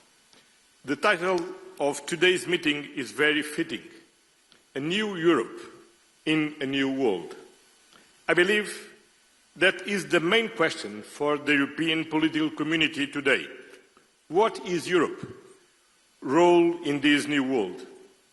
After the end of the Second World War, we built a new global order based on the United Nations Charter, international law, and increasing trade and cooperation. That international order was not perfect, but it provided a solid framework for peace and growing prosperity, especially here in Europe. Now, that rules-based order is being undermined from many sides. Russia's aggression against Ukraine brought large-scale war back to the European continent. This war is an assault on the international community, on all the principles we hold dear, like national sovereignty, the inviolability of international borders, and territorial integrity. The situation in Gaza is a humanitarian tragedy, where international law is systematically violated, where a whole people is being subjected to crushing disproportionate military force. For decades, international trade and economic cooperation connected peoples and spread mutual prosperity. Now that interdependency is being turned into an instrument of power and pressure. Multilateralism has been the glue connecting humanity with the United Nations at its core. Peace and security, climate change, human rights, all of these global issues can only be advanced if we act collectively. And yet, multilateralism is under relentless attack. Europe has an enormous stake in all of these areas. So our continent needs to join forces. Europe must succeed in bringing a just and lasting peace to Ukraine. International law must prevail, and we know, dear Volodymyr, that your security is also our security. Europe must also invest more in its own defense, because we have learned that peace without defense is an illusion. Europe must succeed in creating the conditions for a two-state solution in the Middle East, because continued neglect will not just undermine the stability of Europe's neighbourhood, it will fatally weaken our moral authority in the world. Europe must succeed in deepening and extending its networks of global trade and prosperity. We should never give in to the temptation of protectionism, but we should always aim for mutual beneficial partnerships and avoid a zero-sum mentality. Europe must succeed in defending multilateralism by leading on the implementation of the Pact for the Future, by upholding the Paris Agreement on climate change, by protecting the oceans like a global common good, and, of course, by remaining a staunch pillar of the United Nations. And Europe will succeed. I want to tell you today that the European Union is ready to play its full part in this new Europe, in the new world, working closely with all our European partners. The EU will remain a reliable partner, a predictable partner in European integration, in economic and energy cooperation, in security and defence, in protecting our climate. So, use the energy, the motivation, the faith of these children and the energy of our friend Edi Rama to get work together as Europeans. Thank you.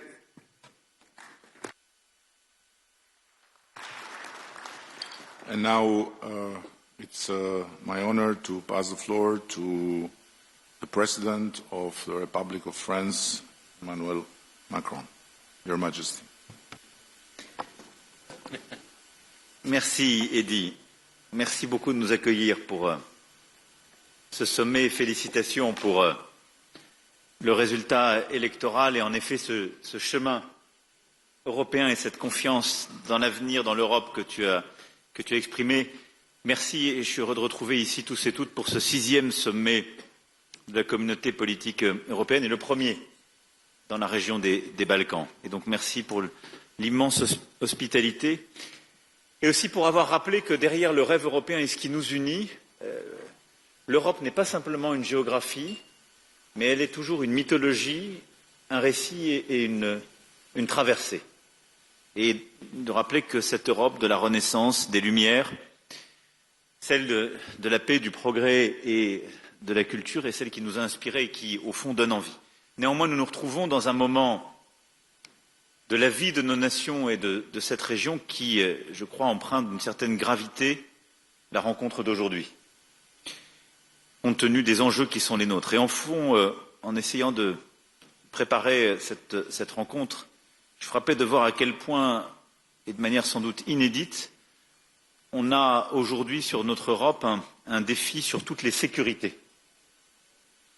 Et réunir cette Europe large, au-delà de l'Union européenne, réunir justement entre égaux tous les chefs d'État et de gouvernement et toutes les nations qui sont ici représentées, c'est essayer de donner une chance à notre grand continent de faire face aux défis qui sont les siens à travers l'unité. Et je pense que l'unité entre nous tous est indispensable aujourd'hui compte tenu des menaces et des risques de division qui pèsent sur le continent.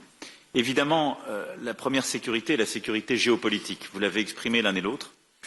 Et les menaces de guerre, de division qui frappent l'Europe et qui parfois menacent sa propre unité. C'est d'abord évidemment la guerre d'agression russe en Ukraine. Et Volodymyr sait combien ici il a notre solidarité. Et je pense que la bataille que nous menons tous, que nous avons portée nos collectifs la semaine dernière avec Keir, Donald et Friedrich, la coalition des volontaires qui s'est constituée et unie beaucoup ici autour de cette table pour soutenir l'Ukraine est importante, d'abord pour obtenir le cessez-le-feu. Et si besoin était, je crois que les dernières heures ont montré à cet égard que la Russie n'avait pas envie de cessez-le-feu. Et que s'il n'y a pas une pression accrue des Européens et des Américains pour obtenir ce résultat, il ne sera pas spontané. Et au fond, la Russie veut reprendre des discussions qui sont connues, celles qui se sont tenues entre février et mai 2022, qui n'ont pas empêché les crimes de guerre à Butcha et ailleurs et qui n'ont donné aucun résultat. Et nous devons pousser sur ce chemin et bâtir une paix juste et durable pour l'Ukraine. C'est aussi tout le travail qui est en train d'être finalisé et j'espère qu'il sera parachevé et qui permettra un traité de paix entre l'Arménie et l'Azerbaïdjan. Et je veux dire ici vraiment à Nicole et Ilham notre plein soutien à tous pour obtenir sur ce chemin la signature de ce traité de paix. C'est d'avancer sur des questions qui restent entre Belgrade et Pristina. C'est d'apporter notre soutien à la Moldavie, victime chaque jour des ingérences russes. Et c'est rappeler l'importance d'échéances électorales en cours qui, là aussi, on le sait très bien, font l'objet de telles ingérences. Et enfin, comme vient de le dire Antonio, c'est nous coordonner pour apporter une réponse tous ensemble à la situation humanitaire inacceptable à Gaza, obtenir là aussi un cessez-le-feu immédiat, une réponse humanitaire, puis une réponse politique, qui est la seule possibilité d'avoir un chemin qui est clé pour l'unité de nos pays et les principes que nous défendons, mais qui est aussi le seul moyen, au vu du reste du monde, d'être compris sur ce que nous faisons sur l'Ukraine. Et je ne compare aucune situation, mais je veux insister pour nous tous sur cela. L'essentiel de l'humanité, la Chine, l'Inde, le continent africain, le proche Moyen-Orient, le Pacifique et l'Asie et l'Amérique latine nous regardent. Parfois, ils ne comprennent pas totalement ce qu'on fait sur l'Ukraine, soyons lucides, mais il faut l'assumer et l'expliquer.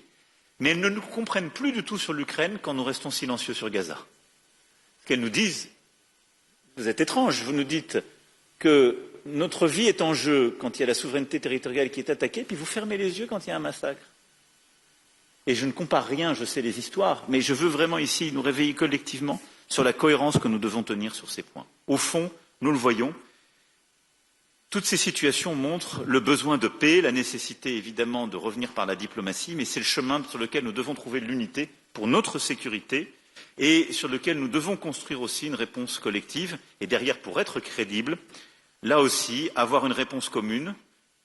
Une large majorité d'entre nous font partie de l'OTAN, mais nous avons aussi besoin d'avoir un pilier européen fort dans l'OTAN et d'agir en européen pour notre sécurité collective. Et les dernières semaines et les derniers mois l'ont montré. Et l'Europe large prend encore plus de force et de pertinence dans le moment que nous vivons pour justement assurer sa propre sécurité. La communauté politique européenne est aussi l'espace qui permet de bâtir la sûreté pour nos populations. Et à cet égard, la lutte contre les trafics de drogue, le narcotrafic, la lutte contre l'immigration illégale sont des sujets essentiels que nous avons commencé à évoquer tous ensemble et sur lesquels je souhaite que nous puissions ensemble commencer à structurer des coalitions d'États, d'organisations internationales, d'agences européennes spécialisées pour lutter contre les trafics, notamment portuaires et fluviaux, et bâtir des échanges de données, lutter contre le financement illicite, le blanchiment et la corruption, et renforcer les programmes de prévention. C'est une bataille qui est clé, qui est attendue par nos populations. Tous ces trafics sont liés entre eux, et la communauté politique européenne est aussi l'espace qui permet de bâtir des coopérations très concrètes en la matière.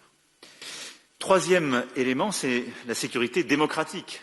Alain a bercé la porte ô combien dans tous ses discours et à travers son organisation. Mais nous voyons à travers nos élections, la Roumanie le vit en ce moment, je l'évoquais, la Moldavie l'a vécu il y a très peu de temps, nous avons très clairement des menaces qui sapent l'intégrité de nos démocraties, qui minent leur résilience, et nous subissons des manipulations lors des périodes électorales, mais des ingérences informationnelles étrangères à peu près tout le temps. Et c'est quelque chose qui sape la sécurité démocratique de notre Europe. Et donc face à cela, et à ces fameuses FIMIS, nous avons lancé à Blenheim l'initiative qui a été portée avec Maya Sandu en créant un réseau de points de contact au niveau de la CPE pour améliorer la coopération entre nous.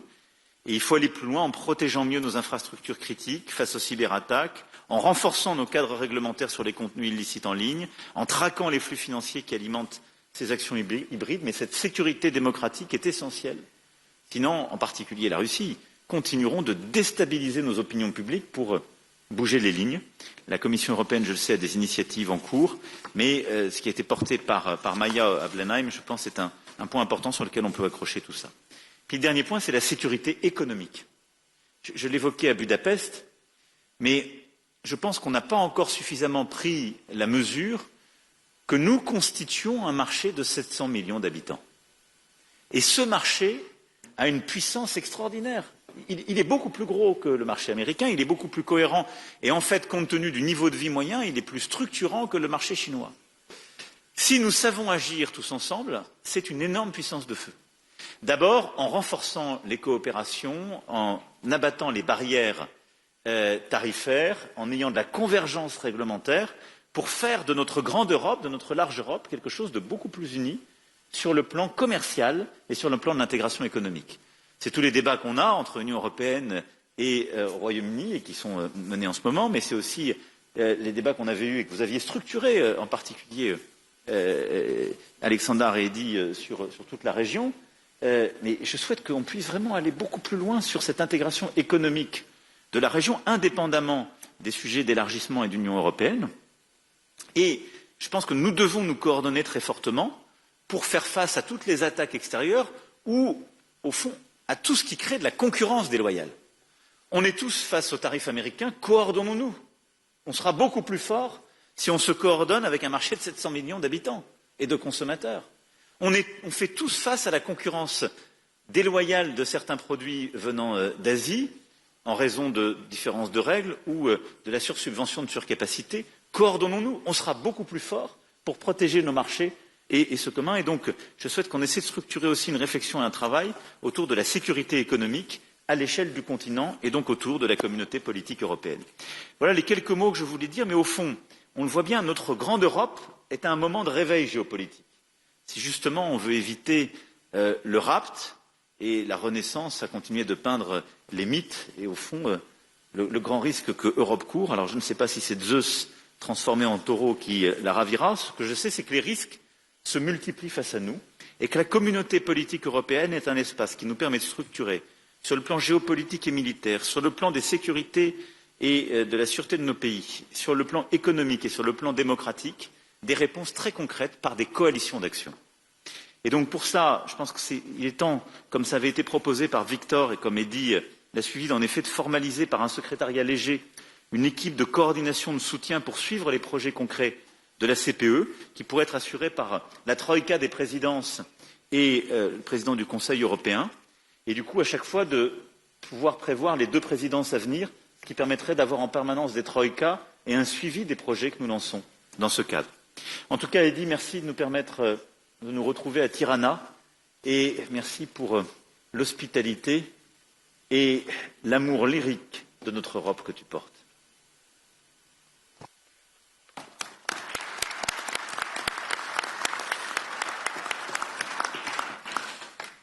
Thank you, and now it's an honor to give the floor to a special friend of all of us and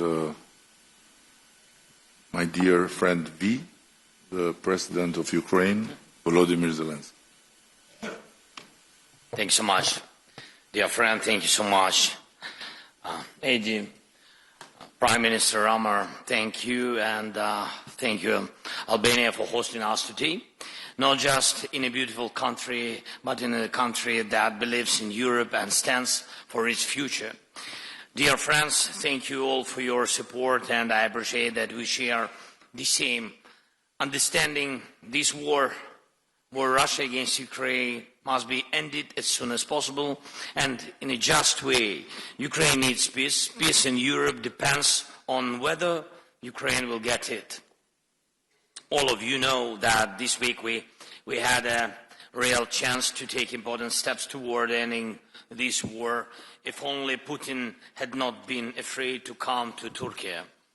I was in Ankara yesterday, and thanks for participation and hosting us, President Erdogan. And I was ready for a direct meeting with Putin, whether in Ankara or in Istanbul, and not just for a meeting, but to resolve all the important issues to my mind. But he didn't agree to anything, Putin. And you can also see that the Russian delegation that came to Istanbul is of a very low level. None of them are people who actually make decisions in Russia. Still, I send our team to Istanbul, led by Ukraine's Minister of Defense, at least to see if those Russians can actually decide anything. Our number one priority is a full, unconditional and honest ceasefire. This must happen immediately to stop the killing and create a solid basis for diplomacy, first of all. And if the Russian representatives in Istanbul today cannot even agree to that, to ceasefire, to this clearly necessary first step, then it will be 100% clear that Putin continues to undermine diplomacy. If that's not the case, there must be at least some result today, starting with a ceasefire. The Ukrainian delegation has a mandate to make decisions. As we saw yesterday, Russia sent almost the same people it sent in 2022. This shows that Russia has not changed its basic approach. They make many statements, many threats, but solve nothing.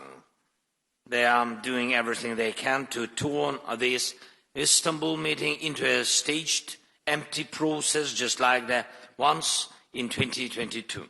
It's not us or Western leaders who are disrupting the negotiation that the Russians have been claiming for years. It's Russians who send empty heads to the talks. And that's what destroys the meaning of diplomacy. So if it turns out that the Russian delegation really is just theatrical and can't deliver any results today, the world must respond. There needs to be a strong reaction, including sanctions against Russia's energy sector and banks. Pressure must continue to rise until real progress is made. Ukraine is ready to take all realistic steps to end this war. I call on Putin to give his delegation real authority, and we need a full stop to the killing, long enough to give diplomacy a real chance. Secondly, we must build at least a minimum level of trust in the negotiation process.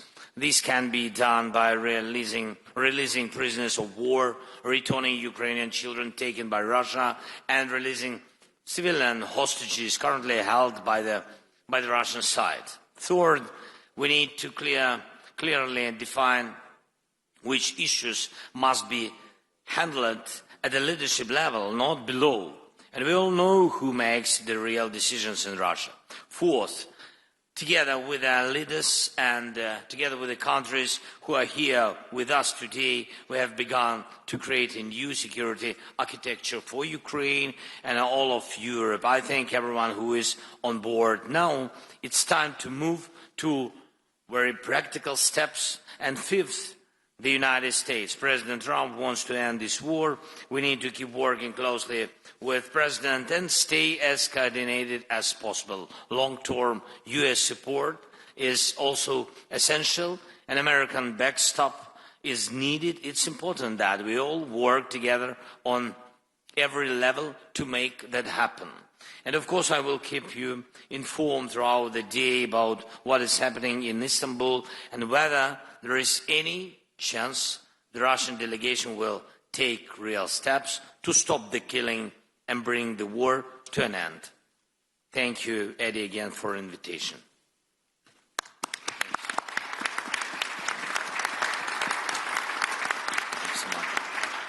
Thank you so much, and it's a particular honor to have here with us, and always a special guest in Albania, the President of Turkey, Recep Tayyip Erdogan. Mr. President, you have the floor.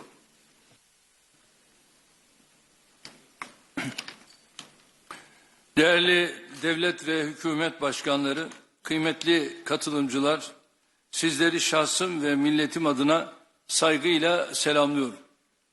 Avrupa Siyasi Topluluğu 6. zirvesinde sizlerle tekrar bir arada olmaktan büyük bir memnuniyet duyuyorum.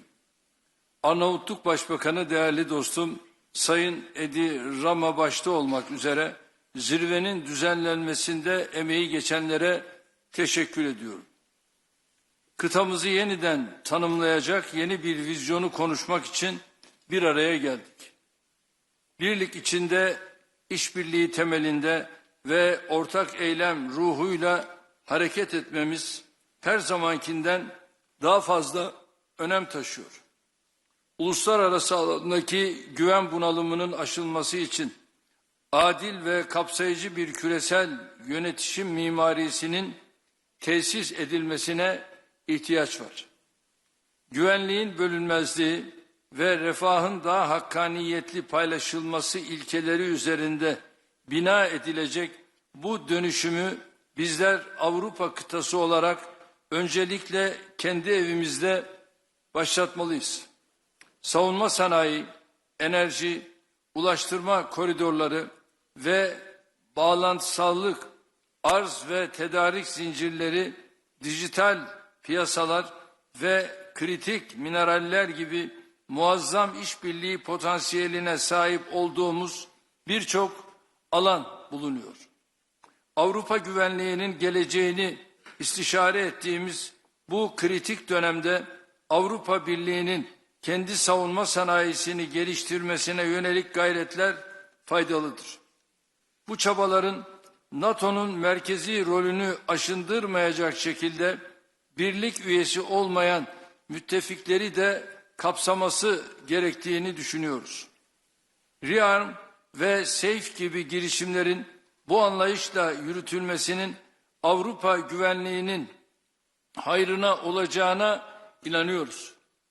Geçmişte Avrupa'da yaşanan birçok savaş ve ihtilaf bize göstermiştir ki savunma ve güvenlik gibi son derece hayati olan konularda bölündükçe zayıflıyoruz, birleştikçe güçleniyoruz. Kıymetli dostlar, ortak geleceğimizi düşünürken hiç şüphesiz ekonomik güvenliğimizi teminat altına alacak adımları da istişare etmemiz gerekiyor. Türkiye 1,3 trilyon dolar ekonomik büyüklüğü, 85 milyonu aşan genç ve dinamik nüfusu, rekabetçi sanayisi ve büyük tüketim pazarlarına doğrudan erişimiyle kritik önemdedir. Avrupa Birliği ile gümrük birliğimizin güncellenmesinin, tedarik zincirlerinin güvenliğine katkı sunacağı kanaatindeyiz. Ayrıca bu adımın otomotiv, ilaç, savunma sanayi gibi kritik sektörlerde ortak üretim ve yatırım imkanlarının önünü açacağına inanıyoruz. İnsanlarımızın ve dolayısıyla mal, hizmet ve sermayenin hareketliliğini kısıtlayan Schengen gibi vize uygulamalarının da gözden geçirilmesi şart. Son yıllardaki yatırımlarımızla ve doğalgaz alanındaki anlaşmalarla ülkemizi bölge coğrafyası için önemli bir enerji merkezi haline getirme hedefimize adım adım yaklaşıyoruz. Bölgenin en gelişmiş enerji altyapısına sahip ülkesi olarak enerji dönüşüm sürecinde Türkiye Avrupa'da önemli bir aktördür. Yenilenebilir enerji alanındaki adımlarımız sadece ülkemiz için değil, tüm bölge için fırsatlar sunuyor. Çok taraflı ulaştırma güzergahlarının merkezinde konumlanan Türkiye, Avrupa'nın kesintisiz tedarik zincirlerinin muhafazasına ciddi katkı sağlıyor. Değerli dostlar, Ukrayna'da silahların susması ve barış zemininin oluşturulması için kritik bir dönemeçteyiz. Geçmişte olduğu gibi bugün de kapsamlı bir ateşkes öncelikli olmak üzere çözüme dönük çabaların her birine katkı sağlıyoruz. Sürecin hassasiyetine binaen bir dayatmada bulunmaksızın tarafların teşvik edilmesi, adil ve kalıcı barışa ulaşılması bakımından çok önemlidir. Sayın Trump, Putin ve Zelenski ile ayrı ayrı görüşmelerimiz oldu. Sayın Macron ve Meloni beni aradılar. Zelenski dün Ankara'daydı. Kendisiyle görüşmemiz sonrasında teknik görüşmelere başlama kararı aldı. Mart 2022'den bu yana ilk kez akan kanı durdurma noktasında önemli bir fırsat penceresi aralandı. Nitekim şu anda İstanbul'da Dışişleri Bakanımın riyasetinde görüşmeler Rusya, Ukrayna, Türkiye arasında devam ediyor. Bunun heba edilmemesi gerektiğine inanıyorum. Gelinen aşamada barışın süratle tesisi için Ukrayna ve Rusya arasında diyalog kanallarının açık tutulması için buradaki tüm ortaklarımızın desteğine güveniyoruz. Her zaman ifade ettiğim gibi adil bir barışın kaybedeni olmayacaktır. Türkiye bu süreçte üzerine düşenleri yapmaya devam edecektir. Sayın devlet ve hükümet başkanları, Gazze'de 20 aydır eşi görülmemiş bir insani felaket yaşanıyor. Her gün çoğu çocuk ve kadın, onlarca masum katlediliyor. Buna dur demek, artık yeter demek mecburiyetindeyiz. Netanyahu'nun uzlaşmaz, saldırgan ve kibirli tutumu Gazze ile birlikte tüm bölgemizi, burada yaşayan farklı inançlardan insanları da tehlikeye atıyor. Gazze'de ateşkesin tesisi için de Avrupa'nın gereken iştiyak ve ilgiyi göstermesini bekliyoruz. Gazze'de 2 milyondan fazla insanın açlığa mahkum edilmesi karşısında uluslararası camianın eylemsiz kalması ne vicdani kıstaslarla ne insanlık onuruyla bağdaşmaktadır. Kalıcı ateşkesin yanı sıra insani yardım sevkiyatının teminat altına alınması ve Gazze'nin yeniden yaşanabilir hale getirilmesi için de tüm imkanlarımızı seferber etmeliyiz. Esas hedefimiz ise sürdürülebilir tek çözümü teşkil edecek olan 2 devletli çözümü hayata geçirmek olmalıdır. Suriye'de yaklaşık 14 yıldır süren çatışmaların sona ermesiyle yeni ve umut dolu bir sayfa açılmıştır. Amerikan Başkanı Sayın Trump'ın Suriye'ye yönelik yaptırımları kaldıracağını duyurması, Suriye'nin bir an önce refaha kavuşması için atılmış çok kıymetli bir adımdır. Bu kararıyla Sayın Trump bölgesel istikrara ve kalkınmaya verdiği önemi bir kez daha göstermiştir. Söz konusu kararın diğer ülkelere de örnek olmasını diliyoruz. Avrupa Birliği tarafından sabık rejime yönelik getirilen yaptırımların aynı şekilde ivedilikle kaldırılmasını, yeniden imar faaliyetleri için mali destek sağlanmasını bekliyoruz. Elbette bu destek ülke dışındaki Suriyelilerin gönüllü, onurlu ve güvenli geri dönüşlerini de hızlandırıcı bir etki yapacaktır. Kıymetli devlet ve hükümet başkanları, belirsizliklerin arttığı mevcut ortam bizleri ortak çözümler etrafında kenetlenmeye mecbur kılıyor. Dayanışmayı, kaynaklarımızı iyi kullanmayı ve samimi işbirliğini sağladığımızda kıta olarak üstesinden gelemeyeceğimiz tehdit ve sınama kalmayacağına canı gönülden inanıyorum. Bu düşüncelerle toplantımızın güvenli, müreffeh ve istikrarlı bir Avrupa için hayırlar getirmesini temenni ediyor. Hepinize saygılarımı sunuyorum.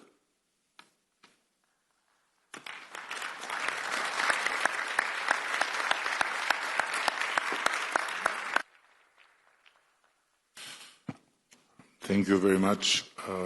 Now it's an honor on behalf of the people of the Protectorate of Albania to give the floor to the Italian Prime Minister and Protector of our country, Giorgia Meloni. Dear colleagues, good morning everyone, and let me say thanks to Eddie, not for being a protectorate, but for his warm hospitality and the summit, and also for making me feel very young again with that video he showed in the inauguration. And I want also to congratulate Eddie for his absolutely unexpected re-election as the leader here of the Albanian government. I'm happy that Europe will continue to count on his spirit and his determination. Albania is hosting the European political community for the first time. I value it as particularly significant, not only for this nation, but for all of us. I have always considered the European identity as fact, established by history even before geography.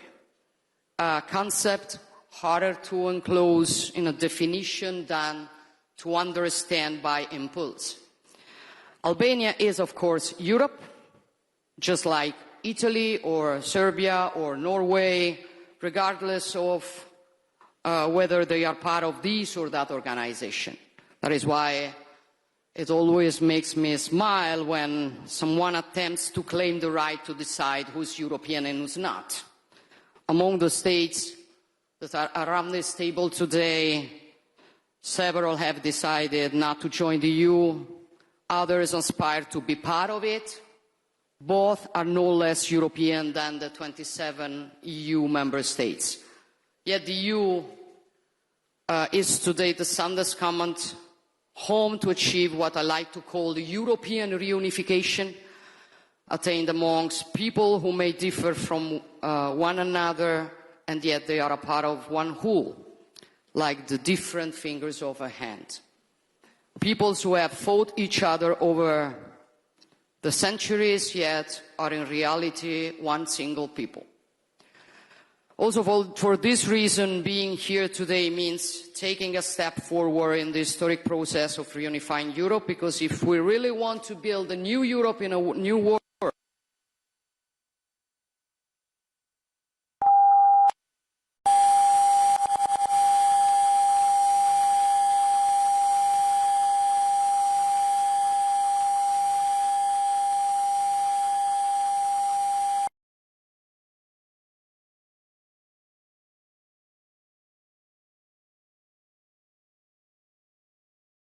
two lungs of Europe. For this reason, Italy is committed in Brussels to asserting a strategic approach to the Western Balkans to take into due account, despite the complex challenges posed by the region, the need to provide these countries with a clear EU integration perspective. Of course, enlargement involves new challenges, but I'm convinced that the European integration of Western Balkans, as well as towards the East, is also a strategic investment on Europe's own security.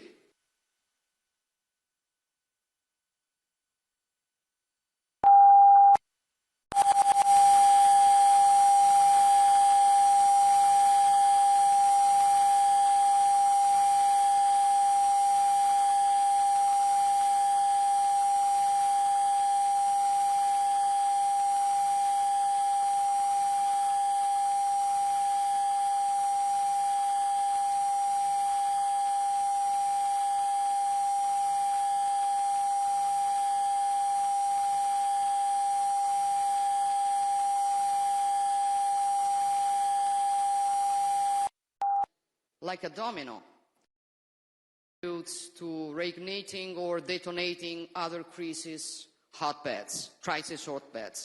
We have witnessed this in the Middle East and not only there. That is why we will continue to stand by Ukraine and to strive for this war to immediately come to an end, because our security and freedom depend on restoring the force of law over the law of the strongest. And speaking of Europe and freedom, I believe it is nothing more European than a people willing to risk everything to defend its own freedom and independence. Every day, the heroism and tenacity of the Ukrainian people reminds us what Europe is and what the deepest aspect of our common identity is: freedom. We defend our freedom and we want peace. Volodymyr and the Ukrainian people want peace, and we newly witnessed it yesterday. The world saw who was really willing to sit at a negotiation table and who was not. And this shows also with respect to certain propaganda who looks for peace and who doesn't. At the same time, we must not interpret what happened yesterday as a setback and throw in the towel. Instead, we must insist with determination to finally achieve an unconditional ceasefire and a true peace agreement with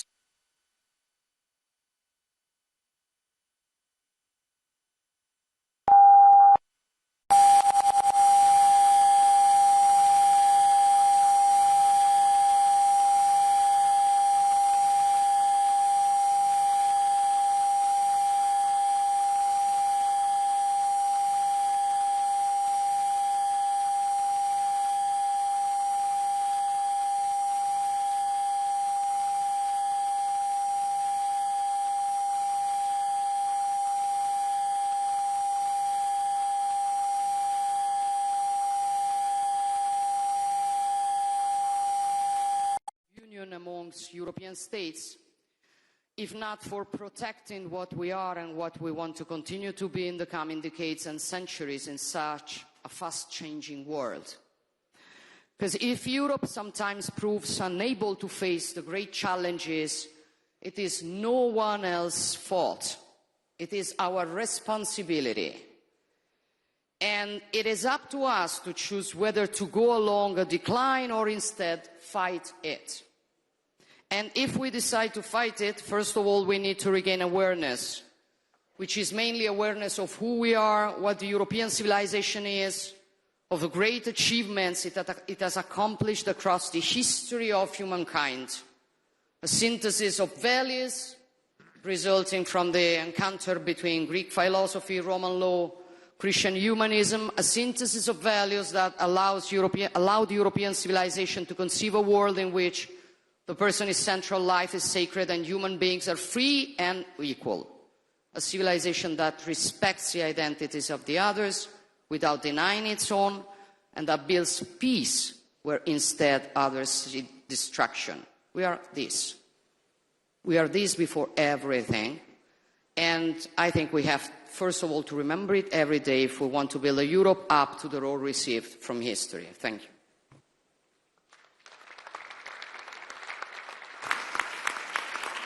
Thank you, and with true gratitude for his historical visit yesterday as the first Prime Minister of United Kingdom to ever land in Albania for a bilateral meeting, and with the worldwide known Balkan spirit of forgiveness for having brought such an intense rain. I'm honored to give the floor to the Prime Minister of United Kingdom, Keir Starmer. Thank you, and the floor is yours. Thank you, Eddie, and it's really good to see everyone around the table here today. And thank you, Eddie, for bringing us together. I would remind you it was sunny when I got off the plane yesterday morning. We brought the sun from London, and this rumour that the weather is down to the British is completely wrong. But look, you've brought us together, Eddie. It is a really important day, a really important meeting, because this is a crucial moment for our continent. And that's been reflected, I think, in the remarks of everybody so far. And I was struck by your opening words, Eddie, because we are entering a new era. We are all saying that, and we need to recognise that it's a new era, but it's one characterised by volatility and instability, sadly. That is the new era that we are entering. As we do so, the opportunity for all European leaders to come together, each of us facing challenges for our security and our economies. I think as we do that, the value of the EPC could not be clearer. So it is very important that we're here today. That's why I was so pleased to host the summit last year at Blenheim Palace, very shortly after my government was elected, within the first 2 weeks. I was very pleased because it was very important for me to signal our intent from the very beginning to work more closely with our European partners and strengthen the UK's relationship with the EU, not based on rehashing arguments about the past, but looking forward to the future. And since then, as you'll have seen, we've dramatically stepped up our engagement with European allies, recognising that partnership is vital to our delivery of security and renewal, and particularly to working people in the UK who want that security and that renewal and deserve it. And we will be strengthening our alliances across Europe, which is why I was really pleased, Eddie, to be the first British Prime Minister to come for a bilateral visit here to Albania and work with you as our partners.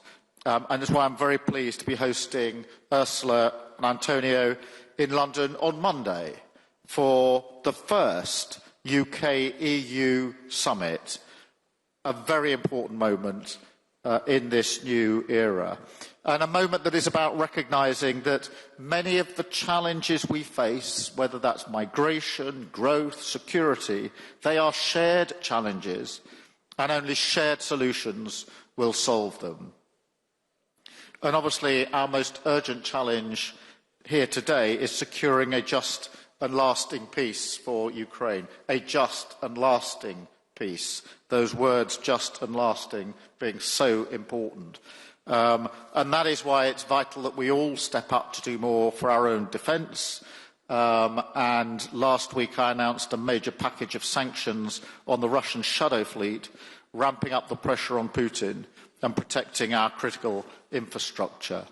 And Emmanuel and I have worked very hard with many of you in recent months to bring together political and military leaders under our coalition of the willing, and I thank everybody who's been part of that.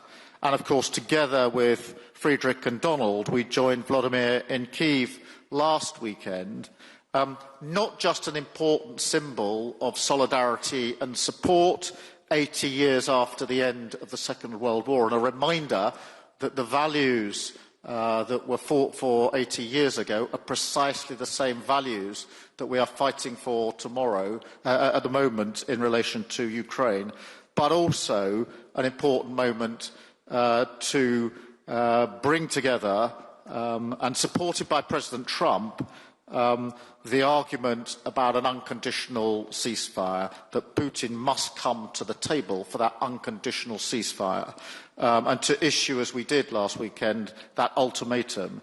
Now, having issued that ultimatum, we must be prepared to follow through, because if Russia won't come to the negotiating table, Putin must pay the price.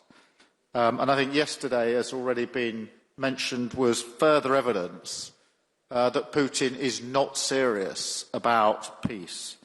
Russia is dragging its feet and playing games, whilst Ukraine has shown itself to be the party of peace. And Vladimir, your leadership throughout this conflict, your leadership in fighting the Russian aggression and the resilience and courage of the Ukrainian people is, I think, something for us all to hold up, but also your leadership in the fight for peace, because it was you that put on the table some weeks ago now the unconditional ceasefire. So Ukraine is clearly the party of peace, and we all need to line up as allies to ensure that we get the ceasefire that is desperately needed and deliver sanctions if that is necessary. And the United Kingdom is fully committed to playing our full part, which is why we've boosted our defence spending to 2.5% of GDP in 2027, with the clear ambition to reach 3% in the next Parliament. And I know others here are stepping up, obviously, as well, so that together we deliver a generational shift in European defence and tackle the challenges that undermine our stability and security. And those challenges include migration, a challenge that preys on the most vulnerable and places a huge strain on our immigration system, as well as our public services. And that's why I put illegal migration on the agenda at Blenheim, why I chaired a discussion on the topic in Budapest. I'm really pleased, Eddie, that you include it again on the agenda for today. Because the truth is, this is a challenge that crosses our borders, a challenge we have to confront together.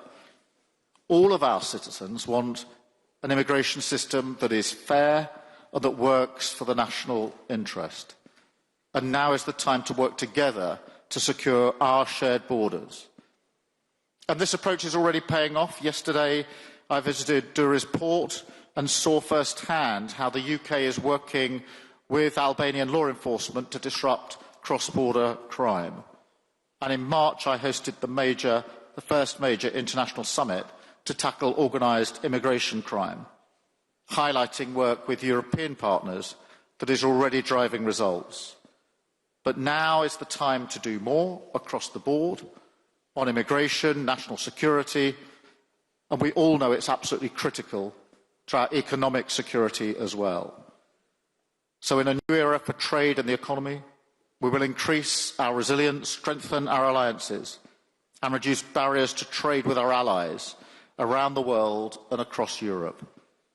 In this time of great uncertainty and volatility, the UK will not respond by turning inwards, but by taking its place on the world stage, strengthening our alliances, supporting freedom and peace in Europe. And I thank you, Adi, again for convening us today in pursuit of those common themes and issues. And it is a unique privilege to have the chance to congratulate in person in Tirane newly elected Chancellor of Germany. And it is, I believe, a lifetime chance to be the Prime Minister of Albania and have in your hands the possibility to give or not give the floor to the German Chancellor. So the floor is yours, dear Chancellor Merz, and congratulations, and we all look forward for the leadership of Germany. Thank you, Prime Minister, dear Edi Rama. Many thanks for your warm welcome and many thanks for your hospitality. here in Tirana, and let me say that I'm very happy to be here and to have the honor and opportunity to be with you first time in this distinguished group of political leaders of Europe. Thank you to all of you who sent congratulations to my election, and I'm looking forward to a very close cooperation myself, but our new government as well, with all of you. So it's strongly needed, but we are ready to do so. Having said that, allow me to focus on 2 or 3 issues briefly. The first one is this European continent is challenged by something which we have not yet seen for decades, which is a very tough and strong war in Ukraine. This is not just a war against this country. If it were so, it was critical and terrible enough. But this is something which is directed against the entire political order of our continent. So you all know that Donald, Keir, Emmanuel and myself, we went to Kiev to see President Zelensky last Saturday. And we did that not just on our own behalf. Hopefully we did that on behalf of all of you, to show our decision and our commitment to this country and to this European political order. And we are determined, the 4 of us, and I hope all of you, that we have to continue to give support, strong support, politically, economically, financially, militarily, to this country. And our efforts have shown a very, very small diplomatic success.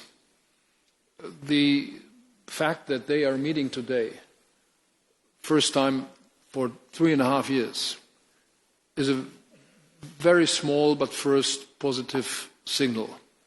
We have to do more on that, on diplomatic efforts, but we have to be very clear on our military support for this country as well. There should be no doubt that we are willing to continue to give our support.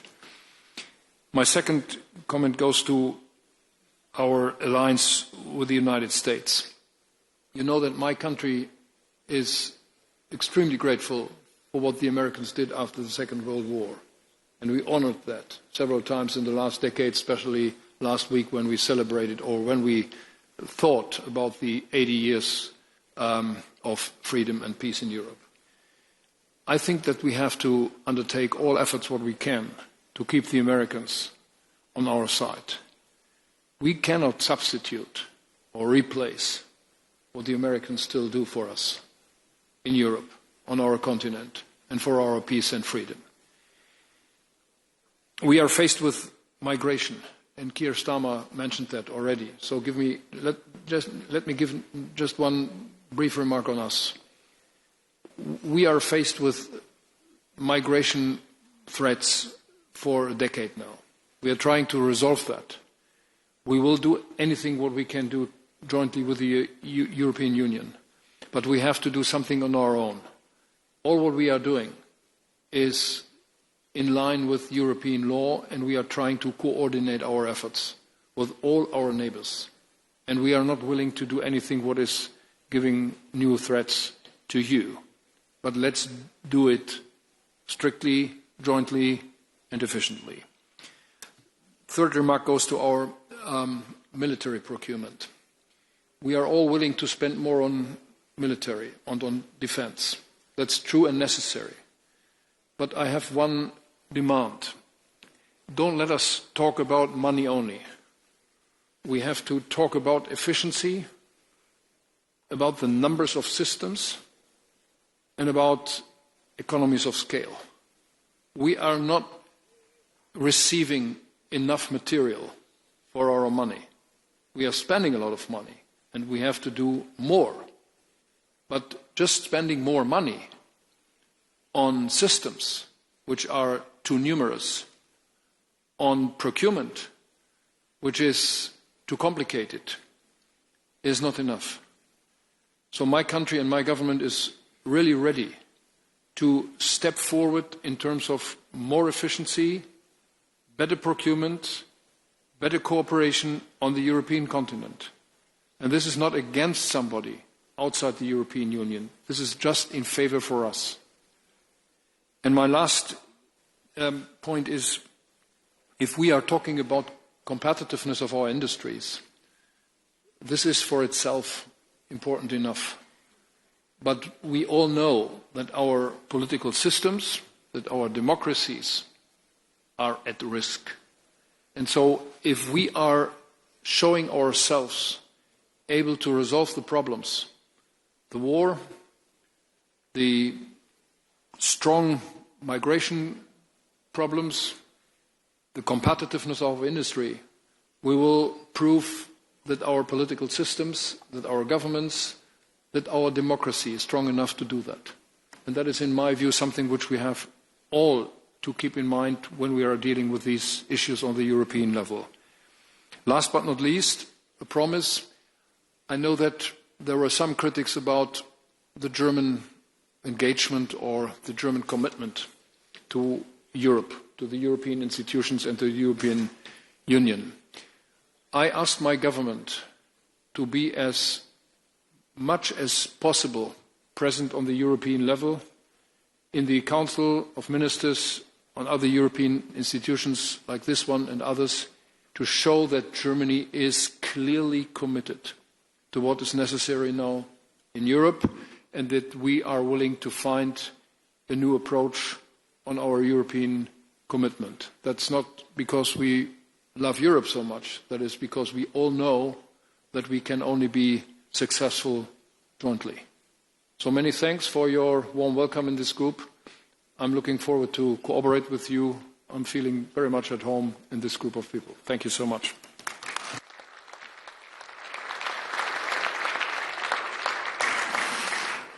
And now I believe that you would agree with me that nobody better than our Commission President, Ursula von der Leyen, can be trusted with the final word of this opening session. And in this scenery, you can have the role of the director of the kindergarten now. Thank you very much, my dear friend Eddie. Thank you very much for convening us here. Outstanding again, as we know you. And indeed, many of you said that the changes we are living through are historic, without any question.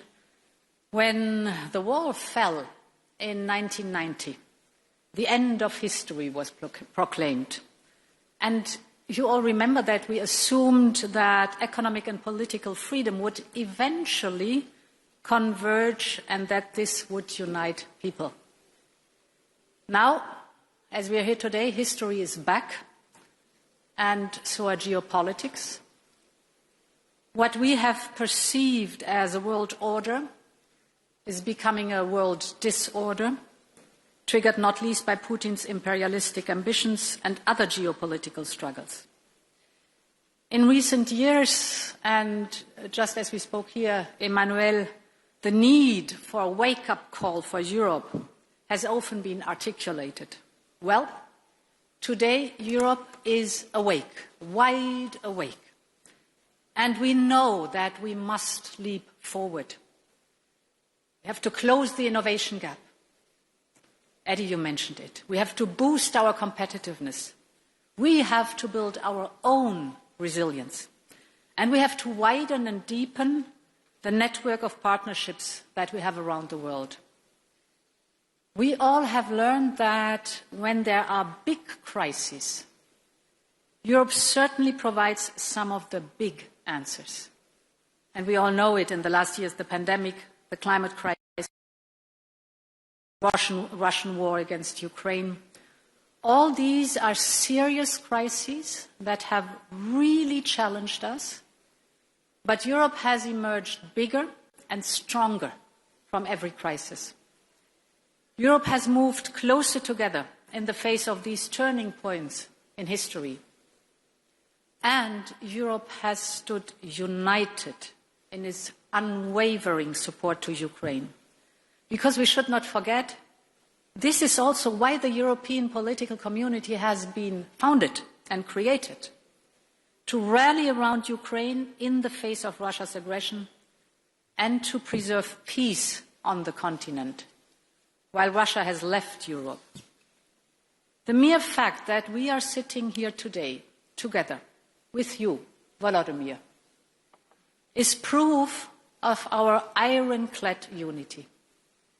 For 3 long years now, we have demonstrated our unity, our resolve, and even greater cooperation to defend the sovereignty of Ukraine, to find a path towards a peace settlement, and strong security guarantees for Ukraine.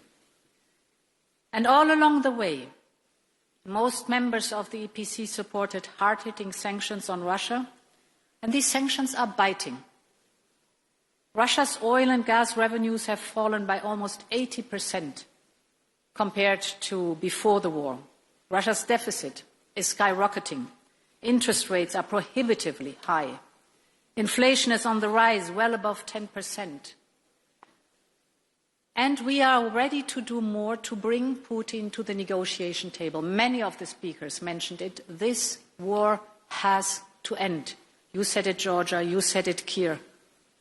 Volodymyr has described with others the roller coaster of the last days. To be very clear again, we want peace. And so we are working on a next set of sanctions. Main elements of this package will be, for example, sanctions on Nord Stream 1 and Nord Stream 2, further listing of vessels in the shadow fleet and lower the oil price cap, and more sanctions on Russia's financial sector, because we want peace and it is time to seriously engage on that. But we are also gathered here in Tirana to build our common future. And it was wonderful to listen to the different speakers. Our future of a Europe that is an era of shared prosperity. If we are successful in building this prosperity, and I have no doubt we will, that is the glue for stability and peace on our continent. This is stronger than any aggression, shared prosperity. To do this, connectivity must be high on our agenda. We are already creating such opportunities through our Ukraine facility and our growth plans for the Western Balkans and Moldova. And soon we will look at the Black Sea with a dedicated EU strategy for the Black Sea and a connectivity agenda linking Europe with Central Asia through our partners of the South Caucasus. This is an amazing vision to work on, to invest in cross-border transport infrastructure, the flow of trade, create digital links, connecting people around the European political community. Our web of partnerships have been developing at light speed during the last 3 years. And this is what is making the EPC more than an idea or a forum. It is the expression of our ability to address and to master together the challenges that occur as Europeans. And it is with confidence and with hope and with determination that I can say at the very end, long live Europe. Thank you so much.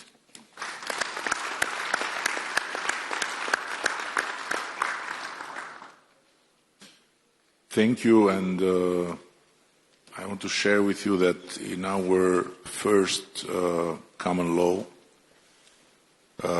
written in Middle Age, there is a very fundamental chapter about hospitality. And it starts with a quote that goes, "The house of the Albanian belongs to God and the guest." And that quote is really very profound, and it's the origin of the fact that we ended the Second World War as the only country that had more Jews after than before, because they were guests in this country and they were protected with Albanian lives. But among many commandments, feeding well the guest is absolutely crucial. So please follow me now, and if you have been told by EU that there is no free lunch, you will change your conviction. There is, and there will always be for you anytime you come to Albania in whatever capacity. And in 1 hour, we have to go back and to make Europe work. Thank you. Thank you.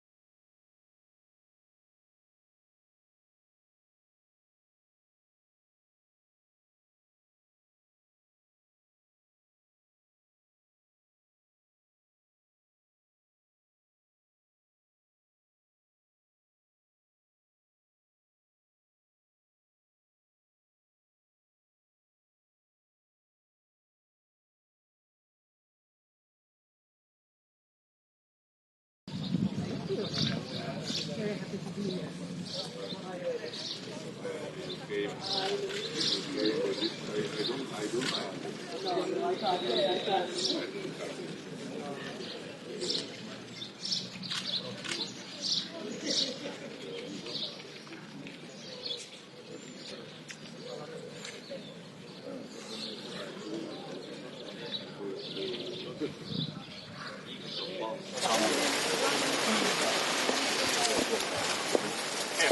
It is extremely important that we have the first ever European Political Community Summit here in the Western Balkans, where we will be as unequivocal as ever that we consider enlargement to be a win-win, both for the countries that are seeking to join, but also for the countries that are already in the European Union, because the European Union is not just a political community or an economic community, but can be truly a global strategic player.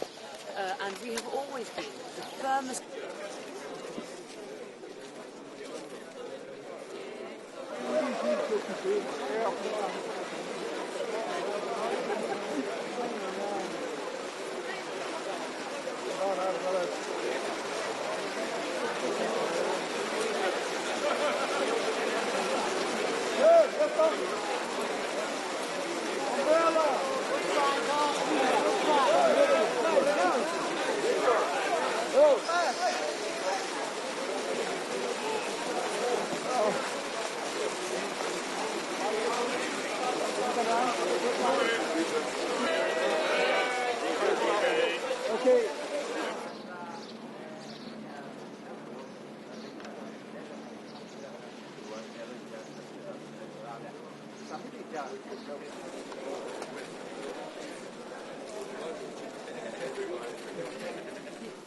Highly distinguished guests and very dear friends, trust me, I struggle to find the right words to express my delight in hosting this European Political Community Summit.